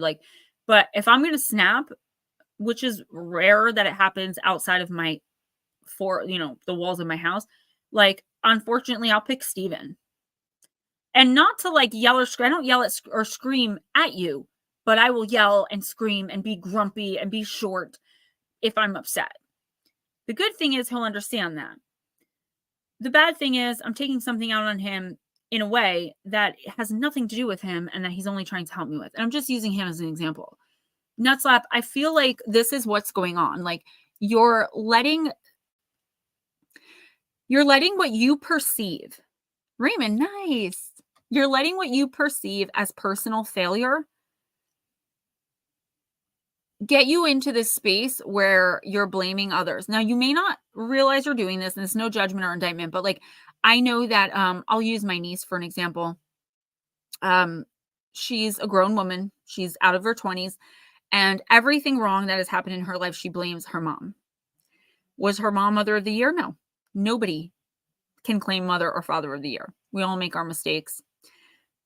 There comes a point where you have to stop blaming other people, is my point, right? When do we take accountability and responsibility for our own actions? I'm not saying you're blaming your parents. I'm using that as an example. I feel like there is a situation in your life that you feel happened because of someone else. Someone definitely screwed you over. And the universe is saying that may well be true, but did you do anything that they could have perceived as something to give a reason? I lost my thought. Bob distracted me. Did you do something that they could have perceived as wrong to it? Two wrongs don't make a right, and eye for an eye, the whole world will be blind. Nutslap, all I can say is this, okay? There are situations in your life, friendships, kinships, that are broken. They are not going to be fixed. And deep down, you know which ones those are. You don't need to go and apologize to someone who's constantly nasty to you, treats you bad, who cheated on you, who hit you, who scarred you for life, right? But there are other relationships that you may miss speaking to the person. I'm just going to use a sister for an example because I don't think you have one. You and your sister got into this huge fight because you didn't like the way her boyfriend was treating her. She told you to F off. You told her the same. And now you miss her. When you feel that longing, that means that the relationship should be repaired. Forgive the others from afar without explanation. You don't even have to let them know you forgave them. I feel as though you have created inadvertently a block to positive energy, positive opportunities, glow up opportunities coming into your life by holding on to grudges and holding on to anger. Even if you're like, Gemma, I don't want to talk to anybody, like I'm so mad at my family right now, just for an example, then don't. But forgive yourself at least. Acknowledge, like what I'll say is, man, I should not have done that. Like regardless of what that person said to me or how they made me feel, I shouldn't have picked up the toaster and threw it across the room, right? So I can at least acknowledge that even though I was hurt and the other person did wrong, I did wrong as well. I overreacted. I acted out of character. Nuts up. I hope this is making sense. This is actually a very enormous message for you, and I feel like I'm not verbalizing it correctly. There's something missing in your life that you want so badly but can't seem to find. The answer is making amends, letting go of past hurts, habits, hangups, pains, and things that have been done to you, and start doing more and better for yourself. Love yourself enough not to let people be in your head rent-free. Nobody should have that much power over you that you are blinded from amazing opportunities because you're so focused on, I don't know, getting back at them or being mean to, or ignoring them even, right? Walk away from people, places, and things that no longer serve you. Even if it hurts, it's okay. Sometimes it's supposed to, but you will get over it and you will do so much better. Miss Shelley, right back at you. I love you so much. Please have a beautiful, blessed holiday. I sent out the Christmas cards on Wednesday. So like with the Yule boxes, I do apologize, but it is a money thing. Most of y'all will be getting your Christmas cards probably after Christmas, but some of you should have them by Sunday. Like the people in New Jersey, Ohio, Tennessee usually takes 2 days. So yeah, we do have another theme going on. The toaster can be replaced, but the bread can become moldy and it can get that ergot on it, right? And then we can all go children of the corn on everybody else. So got to be careful with that bread. Who's next?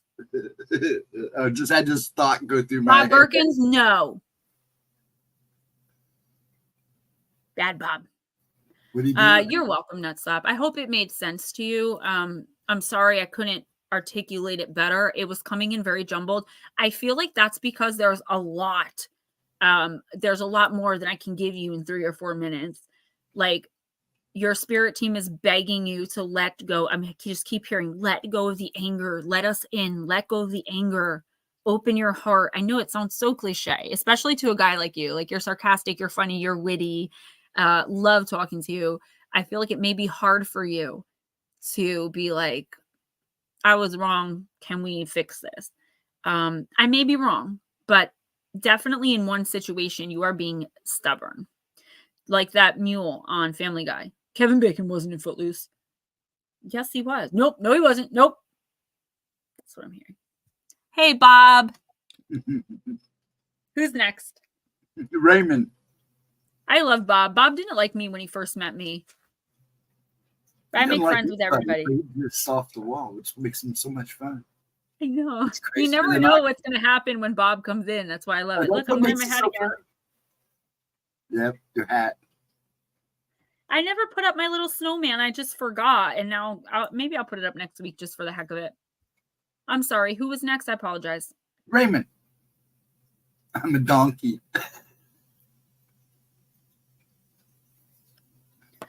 Raymond.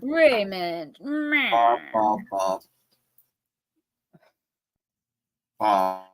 Raymond, let's use the Vampire Oracle.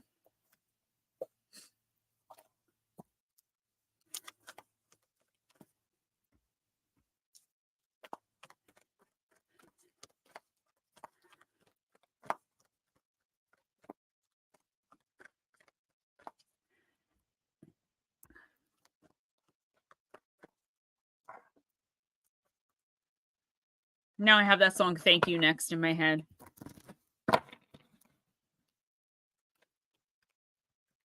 Yes, Mark, I agree. I love snowmen. I'm probably leaving my Christmas decorations up for a while. My mom, since she's moving, my mom always has the most beautiful Christmas gifts. She has one of those, like it's grandma's house. I think I showed you guys the Halloween stuff. So since she's moving, I told her, like, once I get my house in order and stuff, she will come move with me. Or one day we'll have her own place. Like, whatever happens, we'll be living together. She's going to be with me. But for now, she's going to live with my uncle, which is cool. They get along great. I don't like that she has to move, but things happen. She has to. Plus, she'll be 15 minutes away, which is awesome. But I'm like, what are you doing with your stuff? Like your Christmas stuff specifically, because my ornaments and decorations got lost. So 2 years ago, I asked for the decorations from 3 years ago. So from the year before. Couldn't find them, had to buy new ones. Then this year, because I wasn't here last year, this year I asked for the decorations from 2 years ago and ended up with the ones from 3 years ago, but not 2 years ago. So what I did was I cleaned out space and I'm like, everything you have, I want the tree, I want everything, because she has like this snowman motif on her. You guys don't care, but anyway, she has the most beautiful, like antique Santa, polar bear, Coca-Cola decoration. So she's giving me all of her decorations. But my point was, she gave me these decorations. One of them is Santa, and it's about this high off the ground, and he's carrying lights and his little Santa sack, and he climbs up the ladder and it plays Christmas music. Then there's one with two little Santa feet that just kick, and you put it in the tree. RJ went nuts. I have a little angel that you plug in. She holds a candle and she just goes like this. Yeah. RJ's like, it's kind of creepy. Haunted. He's like, she's haunted. I'm like, honey, she's not, I promise, but her name is Emily.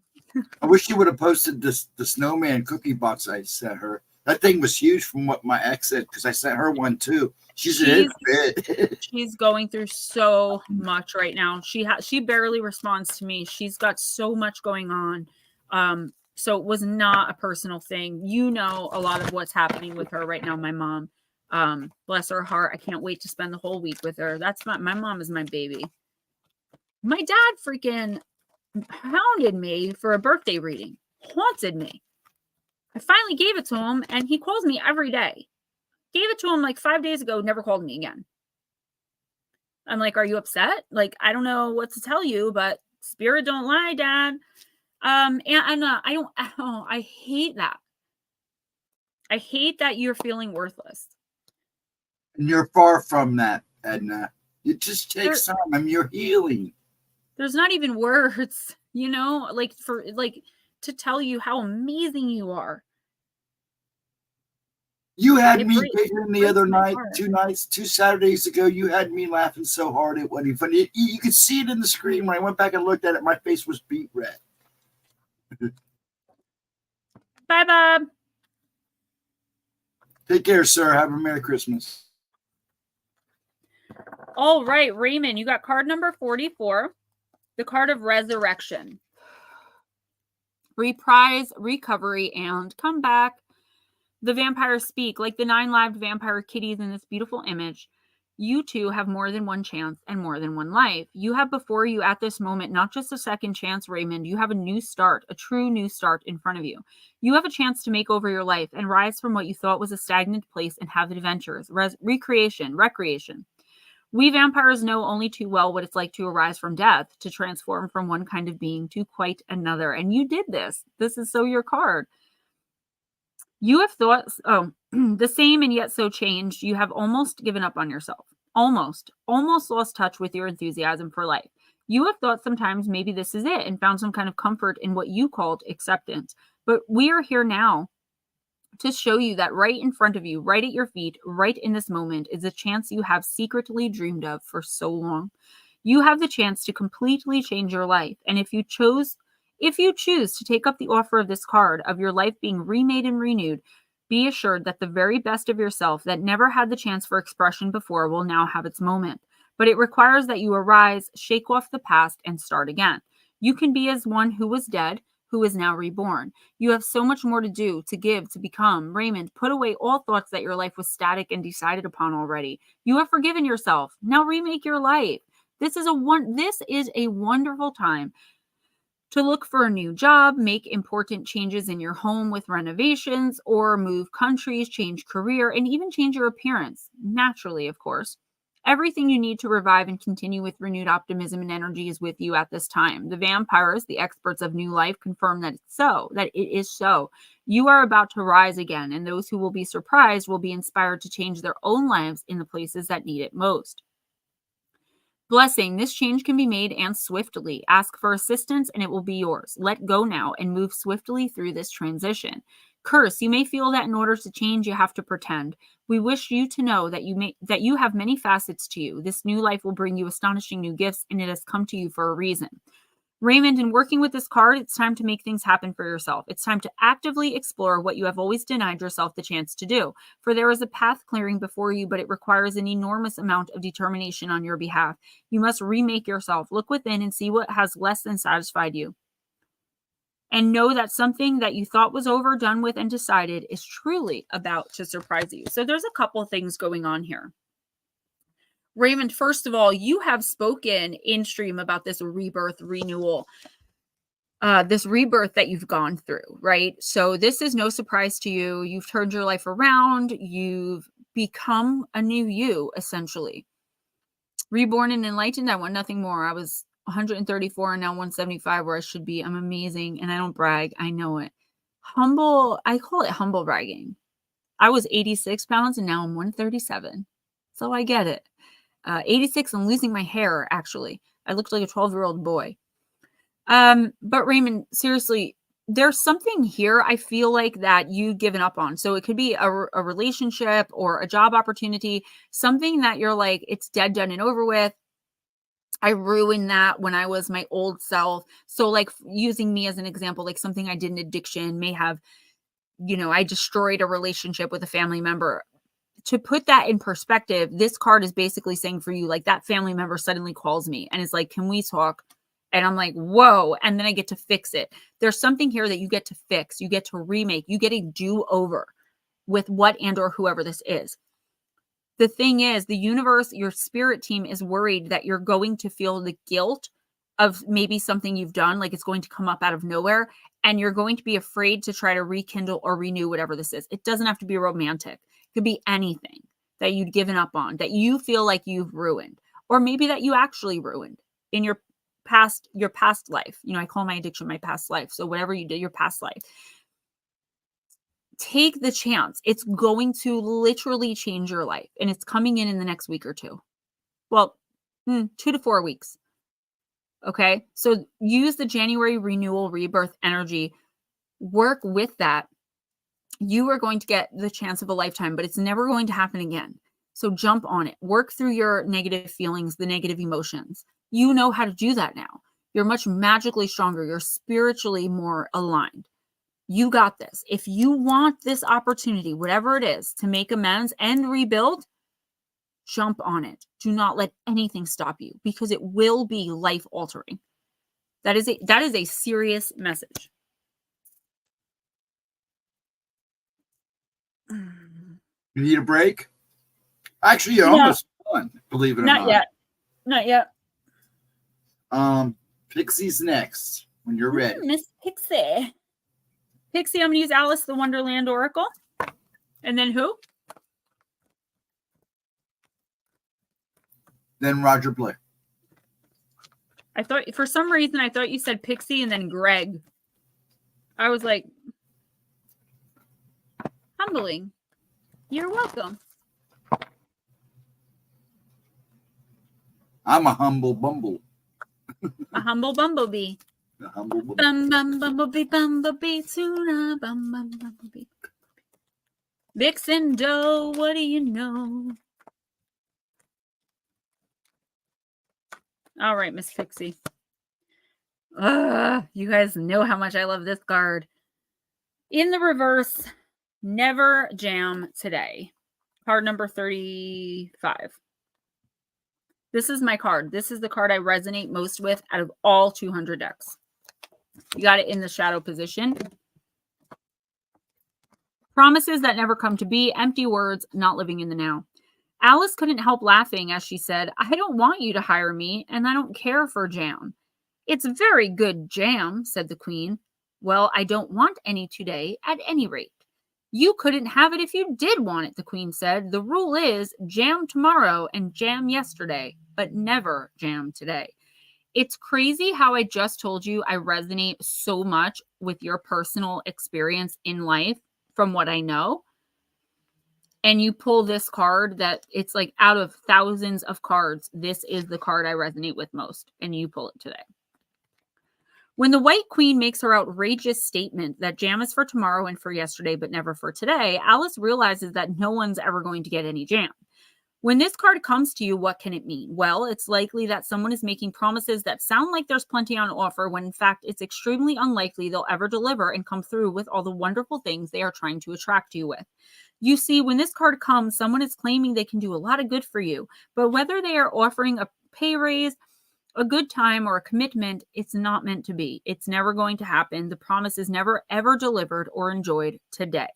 They exist on promises of a better future and the memories of a wonderful past. We are definitely dealing with a narcissist here. This is the narcissist card. They exist. This is narcissist. They exist on promises of a better future and memories of a wonderful past, but they will never make good on their promises when it counts most, and that's today. Fortunately, Alice isn't at all attracted by the offerings of the White Queen. She literally doesn't want the jam, so she can't be manipulated. But those who do want the jam could be forever living in the hope that one day they'll get some jam. The fact is, it will never, ever happen. Never. Listen to the person making you some rather wonderful promises or boasting about how much they can offer to you and others. When will they deliver? Are they always talking about the past and planning for a wonderful future, but struggling in the present? If so, it's best to be like Alice and have no desire for promises that you know will never be fulfilled. In the reverse, being easily manipulated because you believe what people say rather than what they do, living off of promises and hopes, wondering if someone will ever deliver the payoff they have promised you, fantasizing about tomorrow, and dreaming of yesterday. Miss Pixie, I'm not a psychologist, psychiatrist, or doctor of any kind, but you have a narcissist on your hands.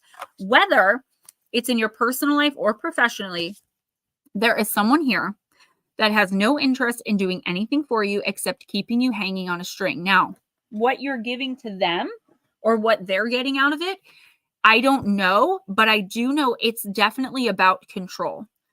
So they can easily manipulate you because I'm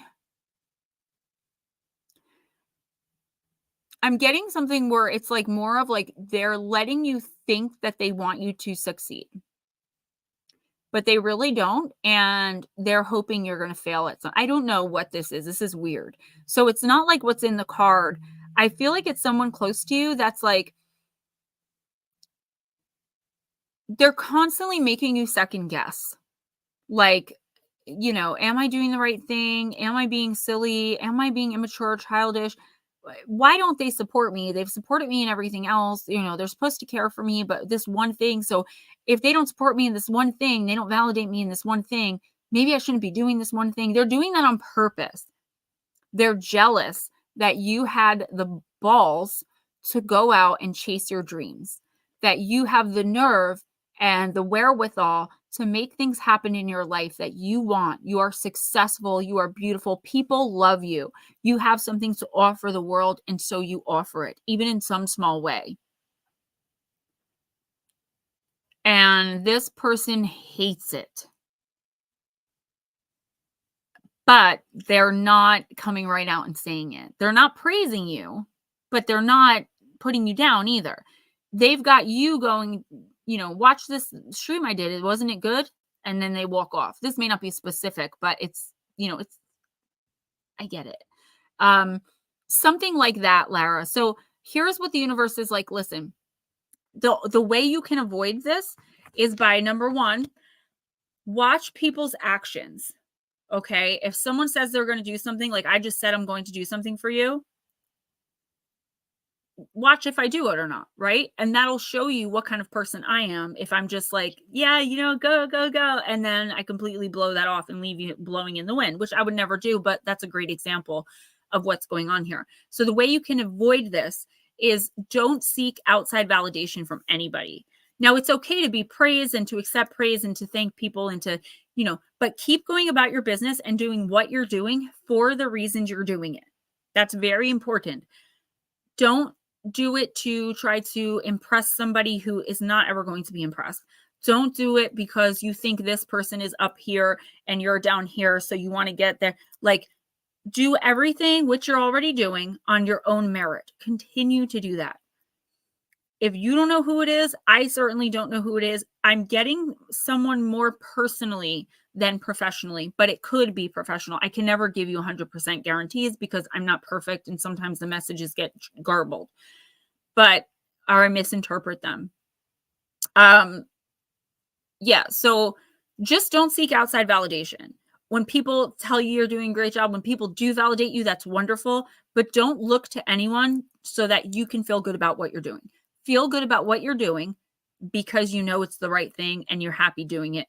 And get the opportunities you get on your own merit because you're amazing, great at what you do, and people want to see more of you.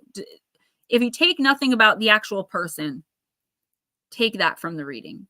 And if someone comes into your life, second guessing you, asking, why are you on YouTube? That's for kids. Or like I've heard before, like, oh, you've got to, put all your business out there. You've got to let everybody. And it's like, no, I don't do that. Like, if you just watch what I do, you would understand I'm not on there talking, I say things about my life sometimes, but that's not what my YouTube's about. Who's next? Mr. Roger Blair.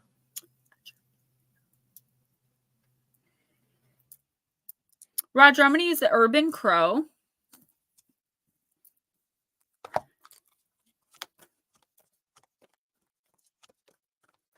You're welcome, sweetie.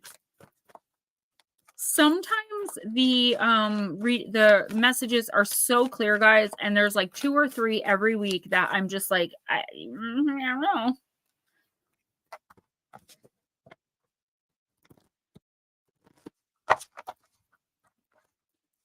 And boy, I say thank you. Next. I'm so effing grateful for man. Roger, trickery. Nah. Card number 50.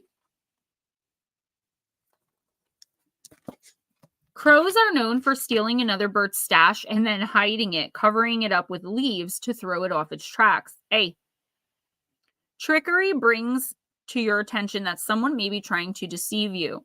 Roger, when trickery appears, it is a signal to be aware, to be more conscious of the actions of those around you, because someone may be trying to employ a bit of deception to get what they want. If you have a contract to sign, give it a closer look. There may be a clause in there that was not discussed that you may find unfavorable.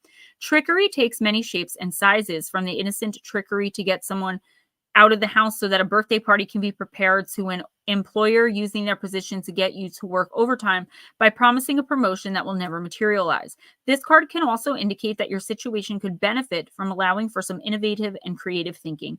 A little deception for the sake of the greater good may be warranted.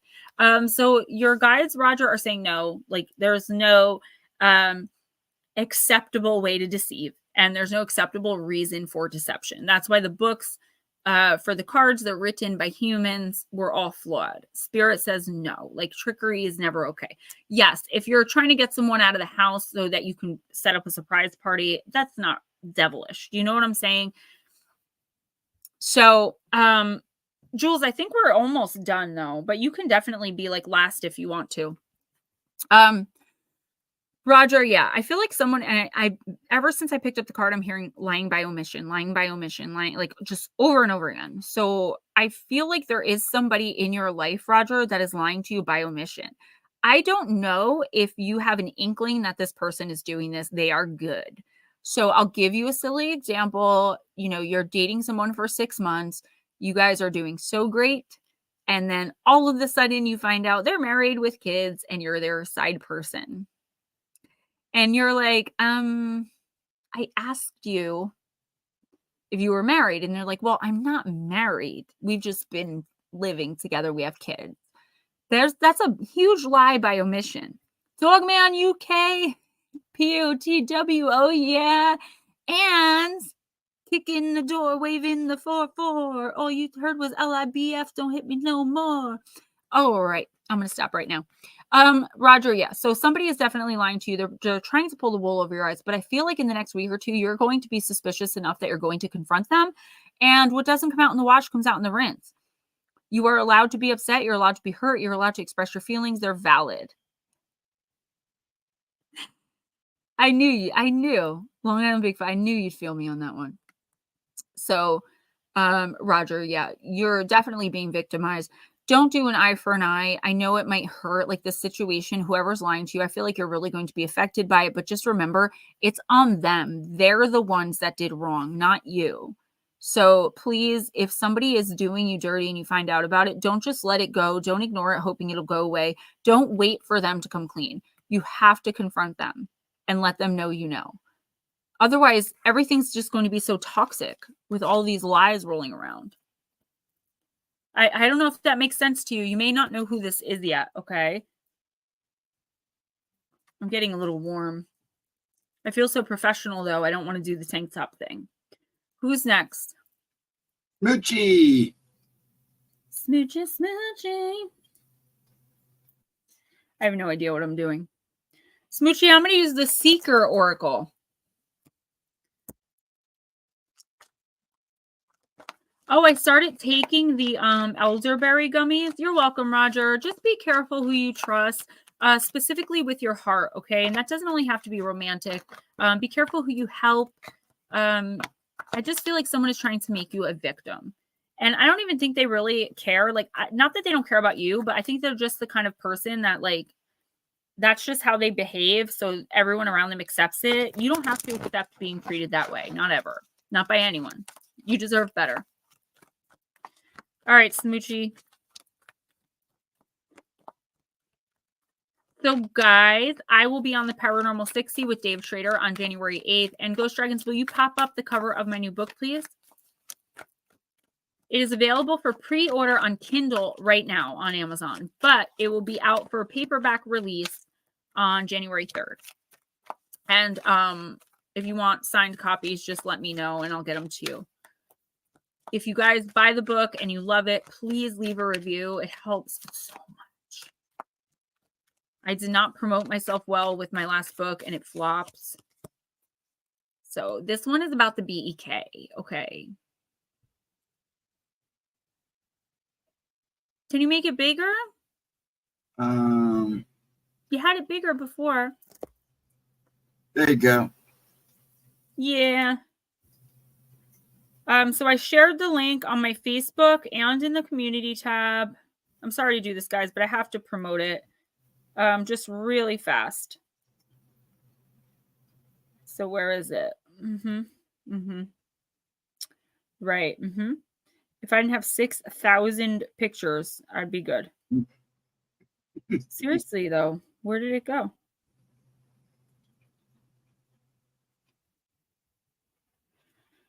Thank you. Next. I'm sorry, guys. Give me one more second. I just want to see if I can find this. Okay, it's definitely not there.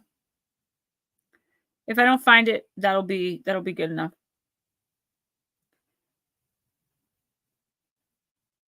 That would be very strange if it wasn't in here. What the French toast? Here it is. So Nut Slap, I don't know how much, I don't even know because I self-published, and I had someone help me a little bit.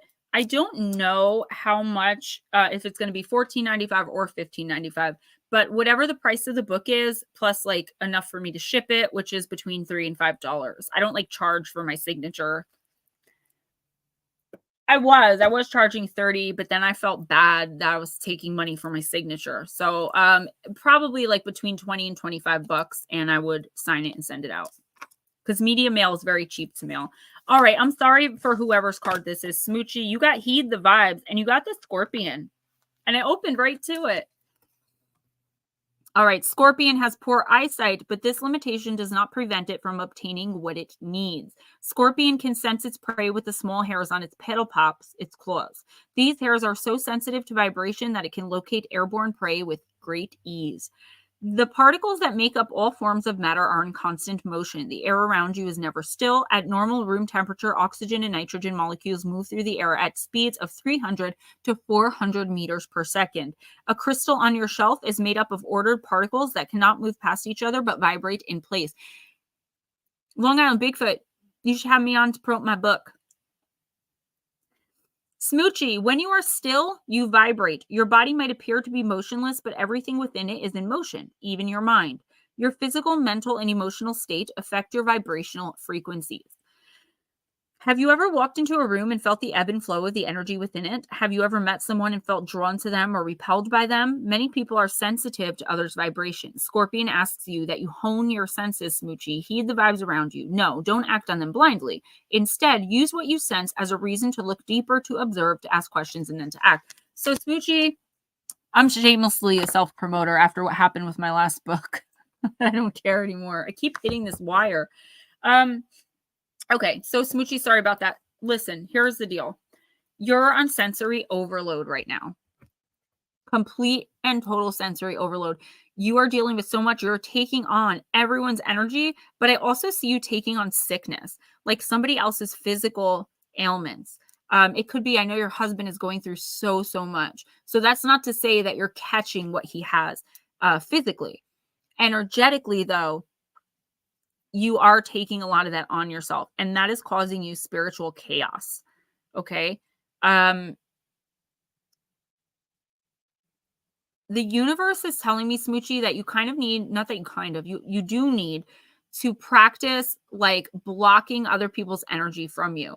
When people are sick, when people are desperately ill, like the more physically sick someone is, the worse they are with vampiric feeding. They don't mean to. It's just a transfer of energy.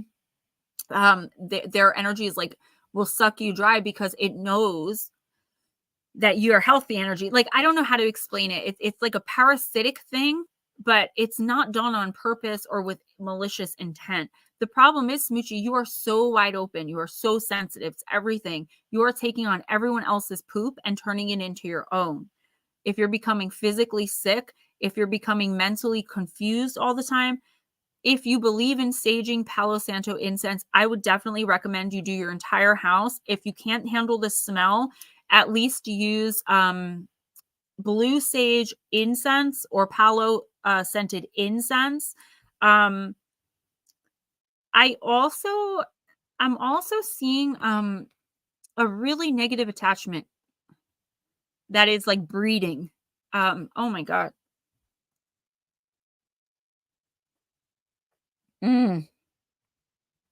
Hold on one second, please. I feel like I'm being strangled. I'm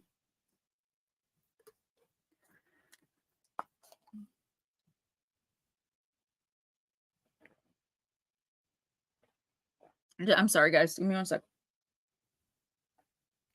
There is a there's just like this I don't even want to call it an entity, but it's like an attachment that it's weird because I see it going from you and your husband. Like, it's the one like facilitating the transfer of energy. It's trying to bring you down too, which actually is showing me that a lot of his physical sickness, I'm not talking about like cancer or like anything dire like that. I'm talking about like the little things. Even if there's like a ton of moodiness, it's not only because of the sickness, it's this thing. So what I would say, Smoochie, to you is burn sage, white sage or black sage specifically. Don't use regular old sage. You will trap it. Do that, get rid of it, and practice just putting a shield up. Yellow or white golden light, one or the other or both. I use both in your heart center, and then picturing it just push out and covering your whole body and just walk around your house. That way you won't pick up as much from anybody. And it's not just your husband. No, I didn't have a stroke. You have some stuff going on that overwhelmed me for a second and tried to get it. So I didn't pass the message on, but it doesn't matter because I gave you the message. Just sage your house and yourself. And if your husband will allow it, do him as well. Okay. And make sure that you don't ignore your own physical ailments, like feeling sick. Like if it gets to be too much, don't think like, well, I don't have time to go to the doctor because I have to take care of everybody else. You can't do that.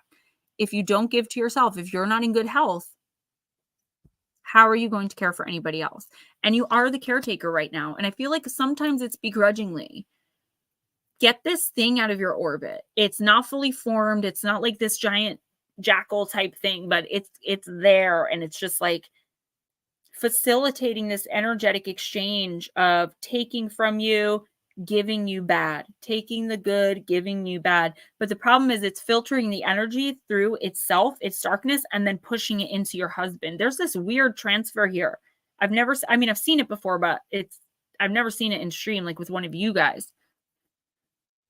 All right, next, please. Next, okay? You sure you're okay? Yeah, no, I'm good. Okay. Next is Vixen.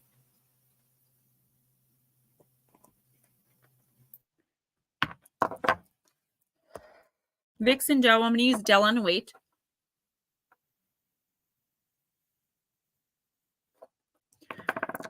Smoochie, I'm so sorry, sweetie.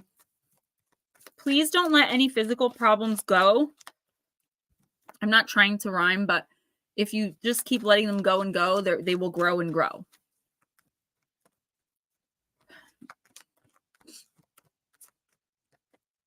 Did I lose people when I just freaked out? I'm sorry, guys.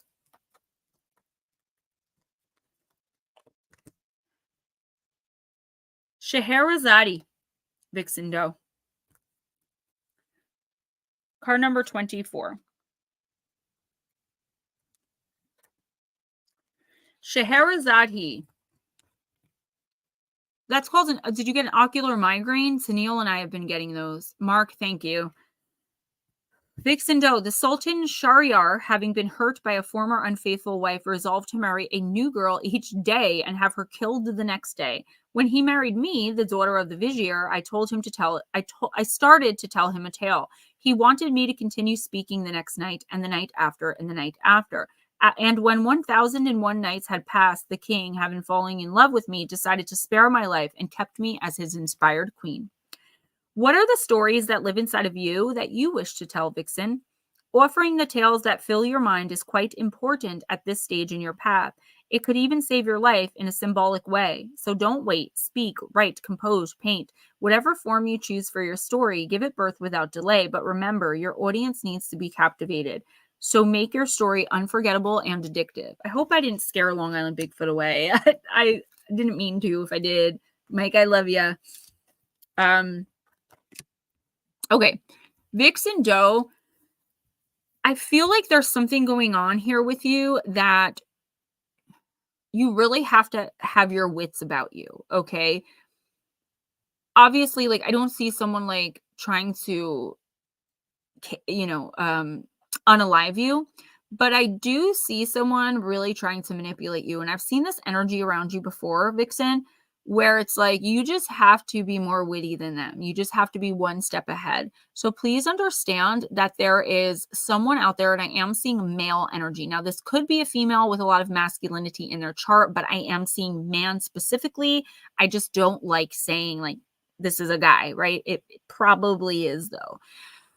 That is definitely trying to manipulate you, trying to make you. And yeah, that's where it came from. I'm sorry. I thought it was going to say that in the card. That's the 1001 Arabian Nights. Absolutely.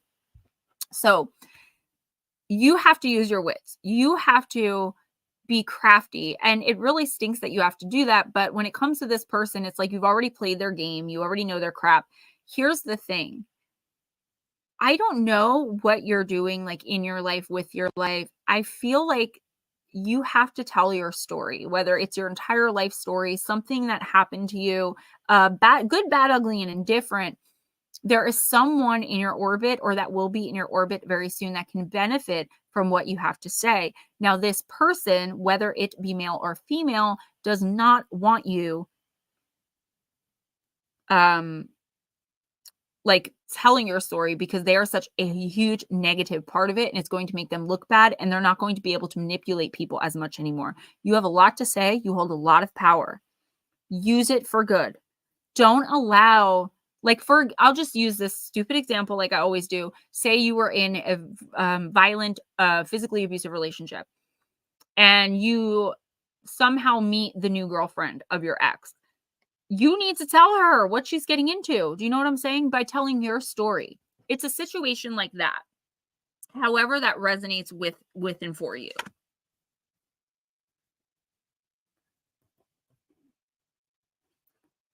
Okay, Eris is next.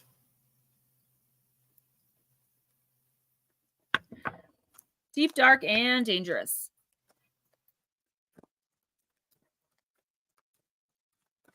You know what I really like? Shower steamers.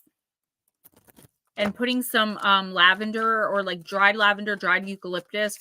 A lot of people say it doesn't do anything. For me, it just brightens the energy in the bathroom. You know, you go into the bathroom, it's like, okay, the toilet's there. It's like dang, you brush your teeth there. You do things in there. So just like when you get in the shower, I feel like having those dried plants there, I don't know, they just bring some life into your shower. Do you know what I'm saying? Like a lot of people like they don't do anything but rot. I never thought about that either. They'll do what you want them to do, what you manifest them to do. It's all about intention, guys. Everything. And my mentor said to me the other day, and I was telling Ghost Dragons about it, and I kind of butchered what he said. I didn't write it all down. He said, I've got to effing stop getting distracted by the red dot. You know that red dot cats will follow around, but they can't catch it because it's a laser. Or they don't know that they're cats. Yeah. Reality is that red dot, guys. We are spiritual beings on living a physical existence. So that red dot is reality. We can chase it all we want. We're never going to get it. It's always going to be chaos. It's going to give us a hard time. It's going to come and go. And it's going to be so, what is the word? Unpredictable. If we just focus on spiritually, like manifesting and working on our best lives, telling ourselves, waking up, like I'm like 2024 is the best year I've ever had financially in my relationships. It's not even 2024 yet, but I am putting that out there. And guess what? I have opportunities coming in for me right now for money unlike anything I've ever experienced. It's not millions, but it's way more than I'm making now. And it's getting me to my end game. All right. Eris, deep, dark, and dangerous.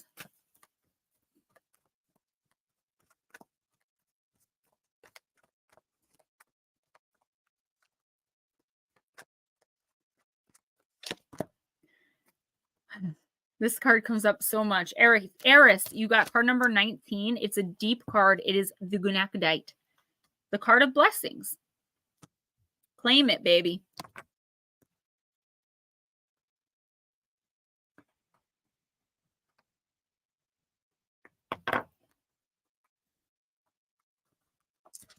Eris, blue crossroads. That is so wise. Like, you are so right. You can't control reality. All you can do is live with it. But if we focus on the spiritual instead of the physical, that is where manifestation comes in. We are all going to have a fantastic flipping year. And I'm going to get closer to my goal of that spiritual retreat in my beach house. Eris, look deeper. Something that may seem like a curse is actually a blessing in disguise. Truth finds a way to be told. You are loved and protected. The Tlingit people have a deep, beautiful myth concerning a creature called the Gunakadate. A young man belongs to a village that's poor and fishing is not good. There is little to eat. He lives with his wife and mother-in-law, the latter who thinks him lazy. One night, he's walking along the beach looking for food, and in the quick coming darkness, he sees a sea monster close to the shore. The monster steps upon the shore, and the young man captures and kills it. He skins the creature, thinking that the meat may be useful, but he suddenly has the urge to try on the monster's skin. The skin melds with his skin, and he delves deep into the ocean as the monster called the Gunakadate. He finds swimming as the monster through the sea invigorating. He sees and learns about a whole other world. Just before dawn, he returns, removes his skin, and goes back to the village. Removes the skin, sorry. He's amazed at what has just happened to him. That night, he has an idea that he will become the Gunakadate again and look for fish. He puts the skin on, becomes the monster, and easily catches a huge salmon. He returns to his human self, hides the skin, and brings the fish back to the village, and they're all happy. And so each night he becomes the Gunakadate and brings more food home before dawn, sometimes a seal, sometimes even a small whale. He tells his wife eventually of his secret just in case something happens to him, so she knows where he goes at night. Some stories say that other sea creatures, such as whales, realized his deception and unalived him for it. Others say he simply drowned. Eris. One morning, the Gunakadate is found dead on the shore. By this stage, the village is prosperous again and all are fed. None think him lazy. And so the young man's spirit returns to the ocean, which he truly loved. His wife would sometimes see his spirit as the Gunakadate, and when she does, great prosperity comes to the village. It's said that if you see the monster, you too will be blessed with great fortune. Your plant companion is salmonberry, and your crystal companion is labradorite. So, Eris, what does this mean? What is going on in your life right now that has you completely in turmoil and confused? If you can take a step back and remove emotion, and I know it's going to be like, yeah, Gemma, easier said than done. I get it, dude. I really do. But if you can, just per se, step outside of the situation and look at it unbiased. So I always use the example of, who do you love most in the world? Imagine that they were going through what you're going through. What would you tell them? What advice would you give them? And then take it. Whatever this is, the lessons learned from this is going to be like the biggest blessing you've ever gotten. It could also, I'm getting for you specifically, I don't always get this with this card, but for you specifically, Eris, I see like a physical blessing, like money or an heirloom, or like you're obtaining something tangible. It's not just like a blessing in disguise. This is you ending up with something that you really want, but maybe that you gave up on, or that maybe the situation is someone was trying to take something from you, something like that. Like, you are going to come out on top, and as long as you learn the lessons from this, you're going to be totally fine. A lot of people forget, because I move this to Friday and or Saturday sometimes, like it's so wonky, but in the summer, I'm going to do my best to go back to Wednesdays, or just do it on Friday. Yeah, Eris, try to, if you can, like control the chaos or step outside of it and not be involved, because it actually is going to work out in your favor no matter what you say or do. So you don't want to make the situation worse and then have karma coming after you. Do the actual least. I feel really bad because I was messing with Long Island Bigfoot about coming on his show and he left. I think he's still here. I hope so. I don't ever want to make anyone feel uncomfortable. I was, just being facetious. Who is next? Dogman.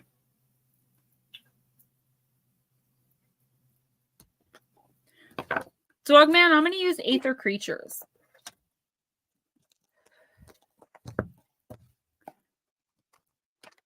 In fact, Mike is next. Okay. If he's listening, Mr. Long Island, you're next, sir. Long Island, you're next, sweetie. Guys, if you want to book February readings, they're $20 to PayPal or Cash App. Just put a note like February reading or reading, whatever. I'm not doing January's because I already have so much on my plate for January, but I haven't even gotten some of them done. I hope I didn't. Yeah, thank you, Mark. I hope I didn't make him uncomfortable.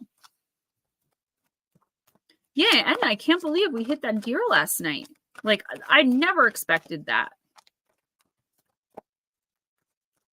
I almost did one coming to your mom's last time I was there. I mean, it jumped out. If it wasn't the guy blinking behind me, flashing his lights, I would have never saw it. We would have seen it. Crashed my car. We would have seen it, number one. We were in a car just as like yours. It's got some body damage on the passenger side on the light, but it wasn't as bad as it could have been. But let me tell you something. We were in a car about the size of yours, a little smaller. I thought we were going to wreck. If the airbag had been on, it would have busted my face. If we weren't all going, hey, buddy, look at that deer, we would have seen the other one coming. But we were in, like, yes, I live in the forest. Like, literally someone dropped my house in the flipping woods. But down by that Dunkin' Donuts, there's gas stations. You're right off the highway. We were like 2 minutes, not even off the highway. So they must have gotten out of the forest and came into the residential. Next up, here's one more. Yeah, you got lucky. Mark, it's okay. Maybe he just wanted to come in and say hi. Thank you so much, though. Well, Blue Crossroads, we wanted to, but it ended up getting up and running away. Like it fell 4 times. I know the back right leg had an injury, but we couldn't catch it. We couldn't chase it down. Yeah, once it runs off, you're kind of stuck because you really chase it because you don't know what it's going to do. I've seen them turn on people. So, Nuts Up, I read for you already. I think you got it. Dogman, you got the Talking Heads, card number 42. You got it in the upright position. If the Talking Heads appear to you right side up, they're telling you to stop in your tracks and don't move forward until you can do so in a conscious way. Don't take action. Let the mud settle. Don't get distracted. Instead, focus on the situation at hand using techniques like meditation and shadow work. Check yourself. Caretake your own reactivity instead of giving into your reaction. Admit to and accept the truth of a situation. Face your fears, gain information. Try to see the situation objectively and understand all the elements involved there. Play things out before you do them. Be courageous because courage implies growth. Cultivate compassion in the situation. Get clear about what you want as well as the most direct way to attain it. Set that intention powerfully. Communicate with other people who can hold you to a standard of consciousness. Essentially, do anything that will enable you to come at this situation from not just a higher perspective, but an integrated perspective in this situation. If you prove to come at this situation and respond in a conscious way, the ultimate outcome will undoubtedly be good. But if you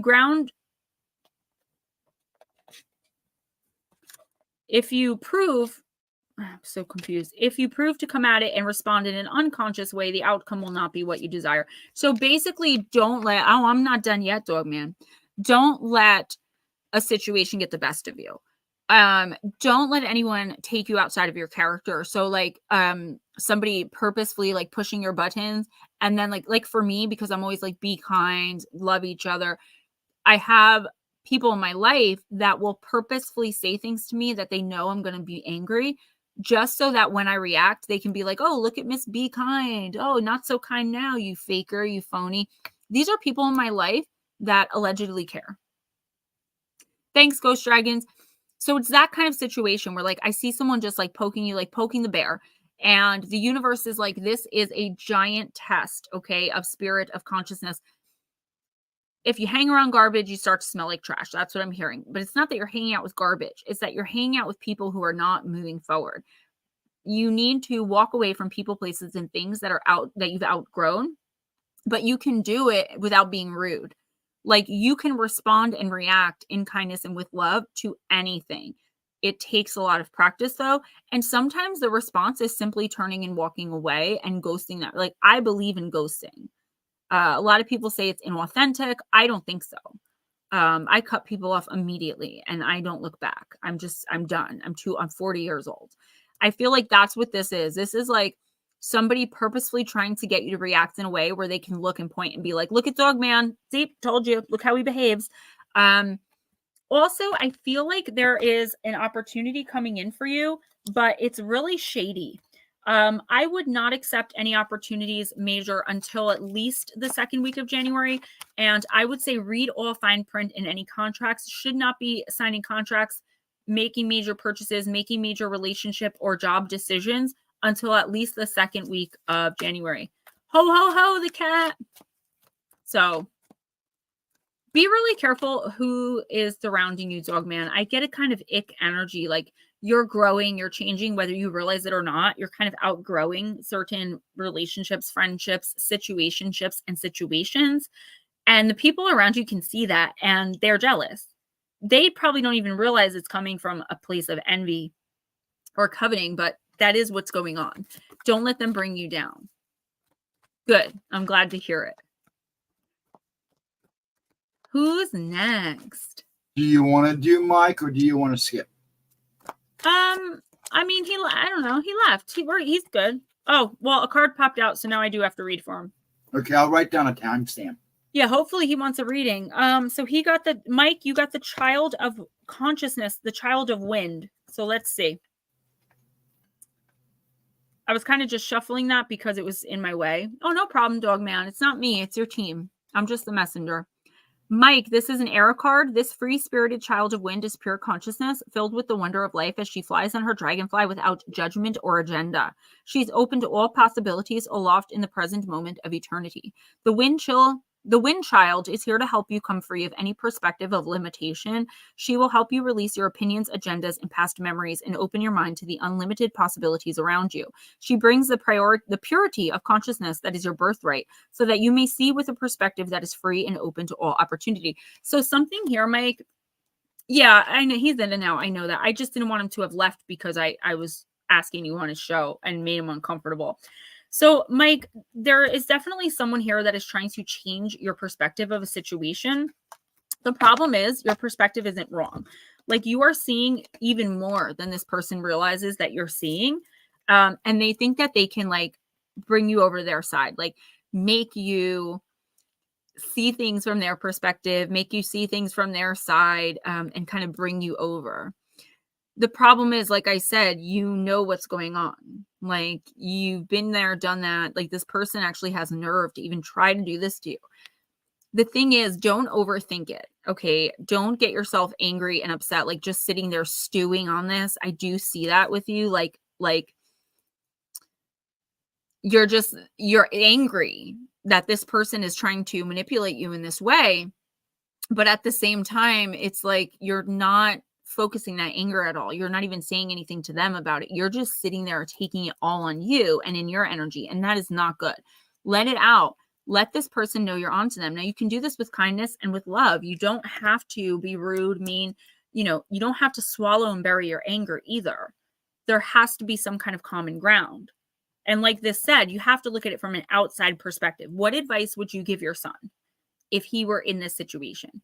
Go do that. And I give that advice a lot, not to be repetitive, but because it's so true. We can give, especially light workers, so much amazing advice, but we will not follow it unless we think it's going to help someone else, right? Because who cares about us? We're the island of misfit toys. We're the throwaways. But that's just simply not true. Mike, you got this. And if you need any help or more perspective, same with all you guys, just hit me up. Who's next? Okay. Let's you can either do Jules or Kat. And then we have Casey and Darling Deb for your timestamps. I'm going to do the Kat because Jules did ask to go later. Right. I am, and yeah. What can they really say? It's a gotcha without saying gotcha. Miss the Cat, I'm using the Archangel Animal deck for you.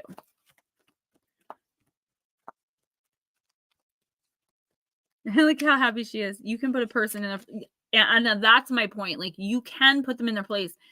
I know for me, what works is silence. Speaking only in facts, even that sometimes doesn't work for me, because if you're dealing with someone who won't face reality, so they'll say like, oh, I don't remember it like that.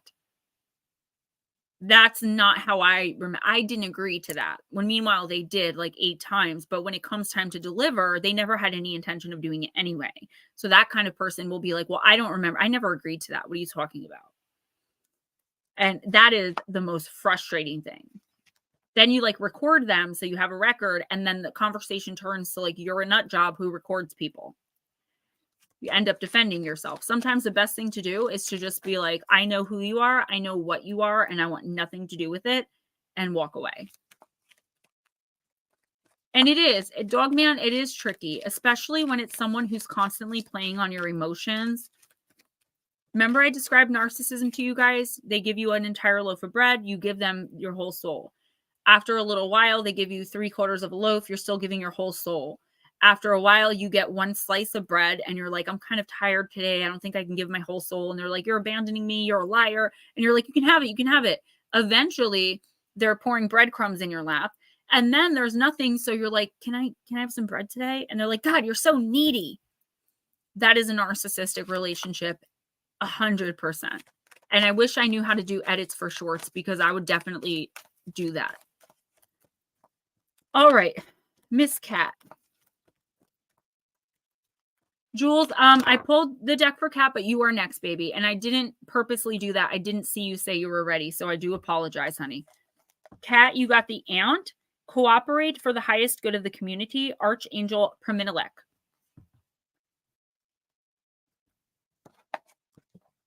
Cooperate for the highest good of the community. Okay, thank you. The message of the Ant card is to devote yourself to making your home welcoming and harmonious while at the same time acting to bring your community together. You can take small steps like picking up litter or smiling at your neighbors, or aim higher and actively offer your service. The Ants carry the key to Sirius, which is to understand the universal Metatron cube, which is this. They have a picture of it here.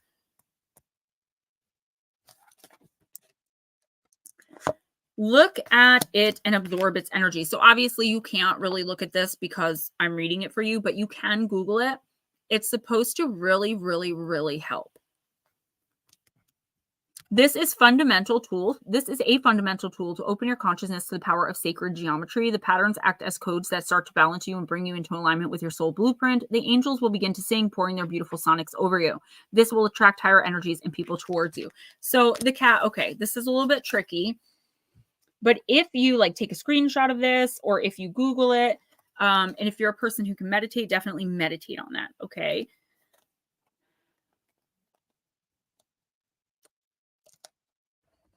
So you guys are all amazing. And I really do cherish all of you and appreciate you. You all bring such different energy to the table, and it all just blends so well and so beautifully.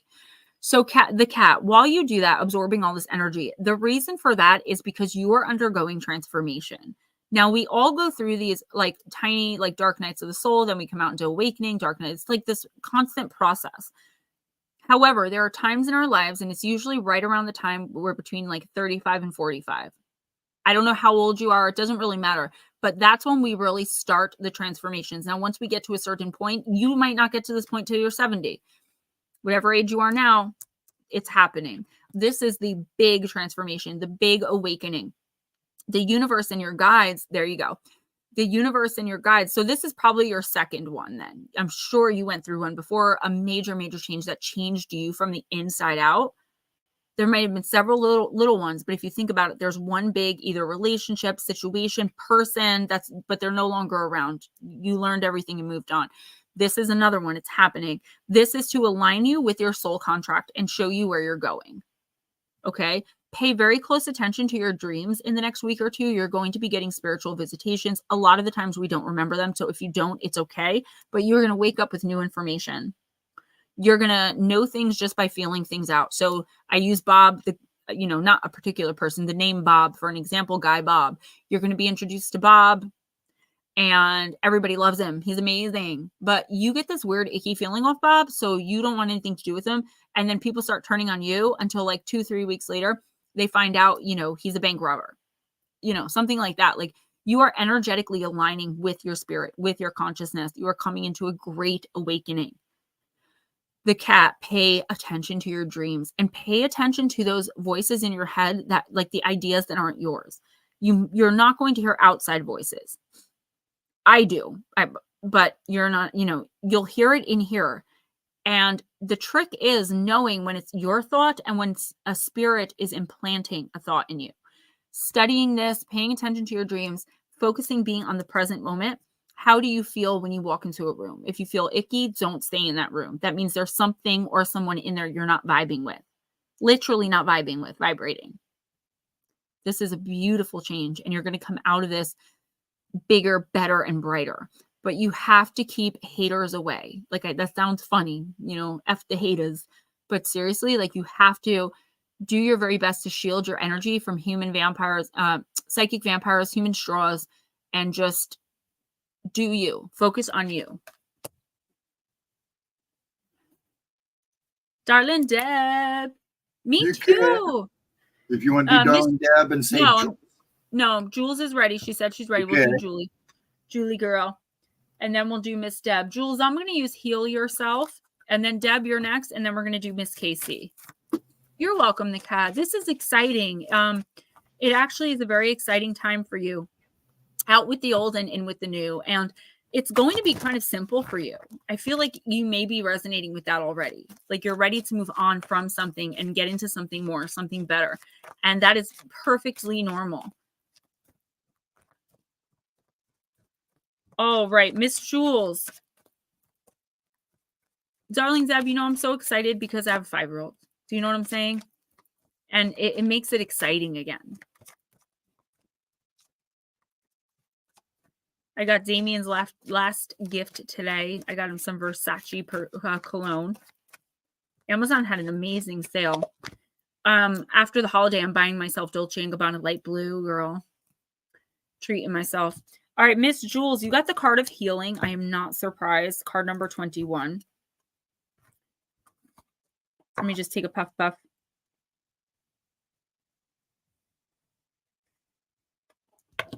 right, Jules. Illness and pain in your body is a message for you to slow down, look within, and make important changes. If you are experiencing stress, feel overwhelmed, are suffering ailments in your body, or feel exhausted and depressed, it means that your body is trying to communicate with you. Your body wants you to start treating it in a more loving manner and listening to the messages it's sending you. You need to become conscious of the areas in your life that you are avoiding or suppressing. Healing takes time. It's a process. Your first step towards healing is to create a safe, loving, supportive environment where you can listen to your inner wisdom. Okay. Yeah, I feel really good. I got to tell you, it's going to sound silly. It's the grounding mat. I sit at this desk all day. I get up like every 2 hours to walk around and do something else, but I've had my bare feet on this mat for days now. And it is tremendous. Deb, I can't thank you enough. And it's you guys. You guys are so bright, like your spirits and your energies. And like I said, like everyone brings something different. And it all just combines this beautiful, like if you guys could see the world like I saw the world, sometimes it's really scary. But then sometimes moments like this and times like this, it's so beautiful, it's overwhelming me. And that's when I start to glow. It's not the makeup, I'm saying. Deb, do it. You guys, if you're thinking of a grounding mat, I don't know which one you got me, but like it took a few days. I'm going to tell you, it didn't really work. It worked a tiny bit. And then I was like, was that the mat or not? Today, I was like, bing, bing, bing, bing, bing. Like it's so helpful. I used to get really bad cramps in my feet. And they would hurt really bad. And ever since I've been using this, I do not get any more foot cramps ever. It's amazing. How long have I had it? I got it last Saturday and I've used it all day, every day, except on Saturday.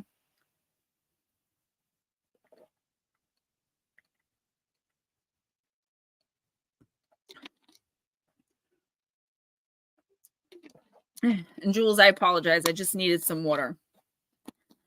All right. I'm on fire tonight. Whoa, I'm on fire. Hey, little girl, is your daddy home? All right. So, Jules, you are trying not to acknowledge something that's going to be too painful to deal with. Now, I don't see it, but I'm glad that you guys see it and you see the transformation in me as the stream goes by, because that should show you and prove to you that your spirits are here. You do have protection. They're all over me right now. You can see it. So listen up. Miss Julie girl, there's something here, like I said, you're avoiding because you feel like it's going to be too painful to have to confront. I don't know if this is something physical. There is something physical going on with you. Jules, it happens to me all the time. Trust me. You see right now it's happening. So I don't know if this is something physical or if this is a person you just really have to walk away from. But I feel like you're still giving too much energy to others, to helping others, and you're not giving enough to you. And that's no indictment because I know it's hard to find that balance. I do it myself. I give and give and give. Like I'm telling people, remember to eat. And meanwhile, I'm living off like an Oreo and Red Bull. And he knows it's true because he has to tell me, dude, you need to eat. Like I collapsed one day after stream because I didn't eat all day. But I wanted to make sure that, you know, I was on time for you guys. And I can't be doing that. And neither can you. You have to take care of yourself first. Jules, there's something physical going on here. And I feel like you're stressing about it. Just get the answer. Like go to the doctor or do whatever you need to do to find out. I feel like it's something so much smaller than you think it is. And if you don't know what I'm talking about, unfortunately, you might get sick in the next week or two, but it's going to be something so simple. I also feel like there's a situation you are not handling. You're like, I'll just ignore it till it goes away. or something like that. And I do it all the time too, but it's not going away. It's a lesson that you absolutely have to learn.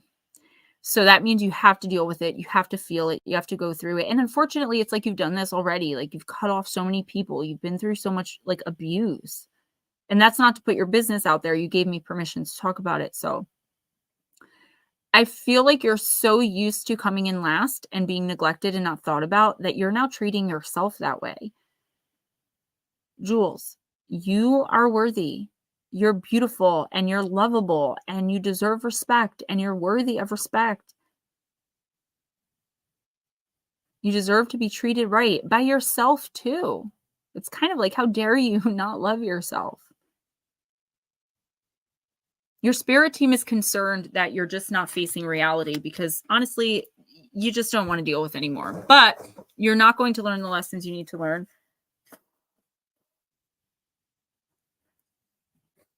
You're not going to learn the lessons you need to learn if you don't deal with this, and it is going to fester. This is not something that's going to go away.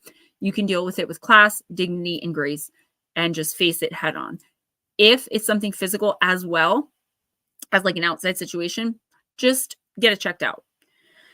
I feel like you, like something like, your stomach may start hurting and you're like, oh my gosh, I know that, this is going to be Crohn's disease. I don't know. And then it turns out like you just, I don't know, have poop backup. I don't know. like it's something so small, like so easy. And I feel like that's the same thing with the situation. You're blowing it up in your head. Like you're blowing it up in your head. You're making it so much more than it is, when really you just have to tell the person, like, I don't want you around me anymore. No, you can't, baby. Darling Deb.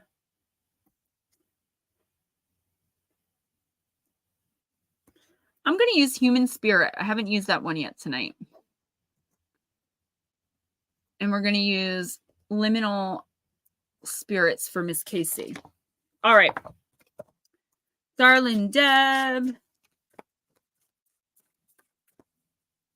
By the way, girl, you have me cracking up today. You're amazing.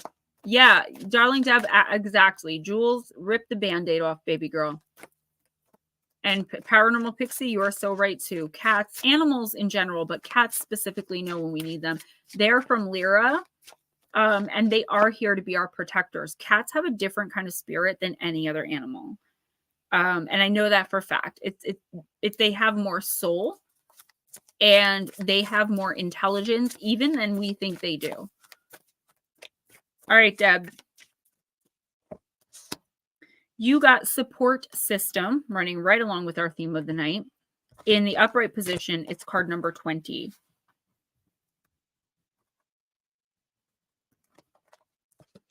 Deb, you are awesome. And we hope that you are finding that the people you surround yourself with lift you up when you are soaring, as well as comfort you when you are down. Everybody needs a support system, a true blue friend, a therapist, a group, or a lover. Surround yourself with this sort of person. It's a wonderful thing to watch those we love thrive and flourish. Strong arms to hold you, a helping hand to lift you up, as if it was part of your own being, not even a thought given. Community is so important, even if it is a community of 2 or 3. Take pride in yourself, Deb. This means it's okay to be choosy with the people you surround yourself with. You are a one-of-a-kind gift, honey. You deserve a wonderful support system filled with love, pride, and truth. If someone is not there for the good and bad times, then what exactly are they there for? It's like enough said, right? If you know, you know. Deb, I did a short about this. Okay. You have the right to set your own price of admission. So I use the example of, if you want to get into a club, you have to pay the cover of $10. And if you don't pay the cover, you don't get in. We have the right to set our admission. So what do people need to value and show you in order to have access to you? It's not talking about anything sexual. I think people immediately go to that. It's not. It's just talking about being able to be in your energy, being able to enjoy your energy, being able to take from your energy because they're going to reciprocate it back to you, possibly tenfold. And anybody who doesn't value those qualities, whatever they are, if it's important to you, that's okay. Nobody else has to understand why you set your admission the way you do. You owe no one an explanation. If someone is not treating you properly, like if someone let them show you how they feel about you. Point blank, period. Whether you want to accept it or not, there is someone in your orbit that is not treating you very well. And this doesn't mean you have to end the relationship, whatever it is, but you do have the right to tell the person, hey, you're not treating me right. And have a conversation with them and be able to be vulnerable and open. And guess what? If you can't, you do have to end it, because otherwise this is just going to be like you're giving, giving, giving, and you're not getting anything back. Let's read for Miss KC.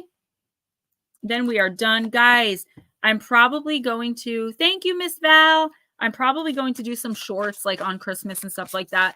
The videos for Monday. So for members, I read for like an hour from Missing the Faith Theory. So with edits, it's probably going to be like 45 minutes. And for my regular channel, I don't remember what I covered. So I guess it's going to be a surprise. But the regular channel video, the pre-recorded will be, the premiere will be at 11 a.m. Eastern, and the members only will be at noon. You guys are so sweet. I love you all so much. Let me get this reading for KC. If you celebrate Christmas, have a merry, merry one. I hope you guys get everything that you wish for. I hope Santa's really good to you guys. And I just wish you all the best. And I'm hoping to see y'all next Friday or Saturday. I don't know how that's going to go. I may not be able to do Oracle, but I just don't know. I'd have to figure it out, but I'll try to let you guys know by Wednesday. Yeah, darling Deb, I think you are, but you know what? You have way more intuition than you know you have. You are a medium. You pick things up like this. The problem is you second guess it. You think you're just making stuff up in your head. You're not. So if you think someone's doing you wrong, they are. If you think XYZ, it is 99.9999% of the time. Analyze it. Is it coming from anger, jealousy, distrust, or is it just facts? Facts are facts. Facts don't change. Facts don't care about your feelings. Miss KC. I'm going to do, this is the gateway, if I could find it. Of course, I had to pick the one deck that you can't find the cards in. Oh, and guys, my regulars that I read for every month, I've only done 2 of the personals and Divine Empathic. I am working on January's readings next week. So I'm doing readings and I'm writing, you know, for my day job, but I'm not doing much for the channel. So not Christmas, but New Year's, there will not be any uploads. Come on, where is this thing? Of course, it's probably all the way in the back. Okay. It's ridiculous. I'm sorry, guys. They're in no particular order. That's the problem. All right, these are animals, so we don't want those. All right, let's see. Owl, snail, fish, salamander, toad, snake, monkshad. It should be here, I think. Mandrake, belladonna, mugwort, rue. Ah, come on. This is so embarrassing when this happens. I'm going to be really upset in a minute. All right, roots. Oh, maybe this is it. Gateway, the first one, of course. You're welcome, sweetie. KC, we begin all journeys by crossing through a gateway or threshold and setting our feet upon a path. The gateway at the crossroads, where 2 or more roads meet, is a place of choice and possibility. You can meet almost anyone or anything there if you know how to look for them. The amazing thing about crossroads is that while they have long been held to be places of magic, they seem ordinary to most people. It requires seeing with more than just our eyes to fully experience and encounter those who may gather there. Crossroads may seem like simple intersections, but they are often labyrinthine in nature, confusing, full of twists and turns, and always with more than one way out. Sometimes we must lose our way in order to truly orient ourselves to our surroundings and find ourselves. We may also discover that our paths overlap and cross in surprising ways with others who bring illumination into our lives. It may help to let ourselves begin again. Often we let the idea of what we want to see override what we need to see. Only when we get lost does the veil fall from our eyes. Change perspectives or questions in order to receive the wisdom you seek. KC, the gateway may have a keeper. Sometimes this is fear within ourselves holding us back, which we need to banish in order to pass through. Other times it's the doctrines and ideas of others that we let overshadow what we know to be true. It is you who holds the key, not others. Outside of these mental and emotional states, the keeper is sometimes a metaphysical protector we must acknowledge and sometimes make an offering or pay a toll to in order to move ahead. You must determine which it is and decide what needs to be sacrificed or exchanged. So this says, sometimes we must lose our way in order to truly orient ourselves to our surroundings and find ourselves. Casey, I feel like that's what you've been going through for a long time. You came out of a lot of it. You moved forward from a lot of things. You've grown, you've healed, but I feel like you are once again falling back into like this rut of feeling like you can never get ahead, like you're unlucky somehow. Please try to only focus on like the now. Don't get caught, like I said earlier in the stream, if you heard me running after the red dot, the red laser catch chase, that is us. We chase that too. It's called the physicality, our physical realm. Work more with the spiritual. Talk to your guides out loud. Everything feels like it's turning to poop right now for you, but I promise you there is a reason that is coming around the corner, not in 2 weeks, maybe in a month or two, I'd say by March, where you're going to be like, oh my God, that's why that had to happen. Oh my God. If I never had that fight with so-and-so, I never would have ran off and met so-and-so. And then this got this opportunity. It's like this domino effect of terrible things is going to switch and turn into a domino effect of amazing things that are all going to be the result of the first set of terrible dominoes. But you have to be receptive to it. You have to believe that the universe, that God will take care of you. How can you believe in God and not believe he'll do anything for you? You believe in God, but you don't believe he's going to keep his promises. And I'm not saying that's how you feel, or use the universe if that's not what you believe in. You have to have faith that everything happens for a reason. I love you, girl. Listen, guys, my book is available for free. Wait 1 second. I want to do one thing before you say your nights and do your promo. Right, Let's show them the background. Yeah. I actually meant to do that before. Guys, check this out. They're so adorable. Now say your good night. You scared me for a minute because you never talk. So when you interrupt me, I'm like, what happened? What did I miss? For those of you that are still here, my book is available for pre-order on Kindle. It will be fully released on January 3rd. It's called Danger at Your Door. I believe Encounters with the Black-Eyed Kids. I haven't studied the cover, but I put the cover up in the community tab and on my Facebook with the link to the Kindle, okay, the pre-order. It will be available on January 3rd. If you want a signed copy, text me if you have my number or email me, and we'll work out how you can like pay me through PayPal or Cash App to get the book and have me send it to you. I'll sign it for you and give a little note in there. Donations, PayPal or Cash App, I do appreciate it. I get the money immediately. YouTube doesn't take 49%. Keep watching the shorts. I'm doing silly songs and I hope the language doesn't offend y'all. It's just meant to be funny. It's meant for you guys to be like, what is this chick doing? Right? Thank you for celebrating with me yesterday. I hope you guys have the absolute best holiday ever. Hail the Queen of Gemstones. Yes, that is I. And if y'all need anything, reach out, but email me about the book if you want a signed copy. If you get the book, whether it's on paperback or Kindle, please read it. Let me know what you think. It means the world to me to know that people are reading what I created. I've wanted to do this since I was 5 years old. It's a big deal for me. It's a dream come true, a lifelong dream that I've accomplished. Thanks to you guys for buying the books and supporting me. Also, if you read it, leave a review. I will be on the Paranormal 60 with Dave Schrader on January 8th. I'll give you more about that. I'm going to be promoting the first week of February with Pit Chat with Wayne and Michelle, and just doing big things, guys. If any of you want to come on a Tuesday and talk and discuss and just hang out with us, that would be fine too. But this Tuesday, like I'm not doing any streams next week. I'm hoping to be able to do Oracle, but the way it's looking, I may not get the chance. I know. I remember that. I was able to send out so much more last year because I was at my mom's and I was just like, can you run me to the post office? She's like, yeah. Like I live in the middle of the woods. It was so hard. A lot of you are getting gifts from me. I mailed out 87 cards yesterday. It cost me like $50 just to mail the cards. I don't care. You guys donate all year long. You guys are amazing, fantastic. I'll have new decks coming up. And no, Paranormal Pixie, just let us know. Like, if you're going to do any, it's no big deal, girl. Enjoy your birthday. I was going to say something else too. Oh, so I do have more Yule boxes. So Darling Deb, Tennille and Arisha, those boxes got sent out yesterday. Everyone else's stuff, I have to wait till January 2nd. Darling Deb, no, I self-published.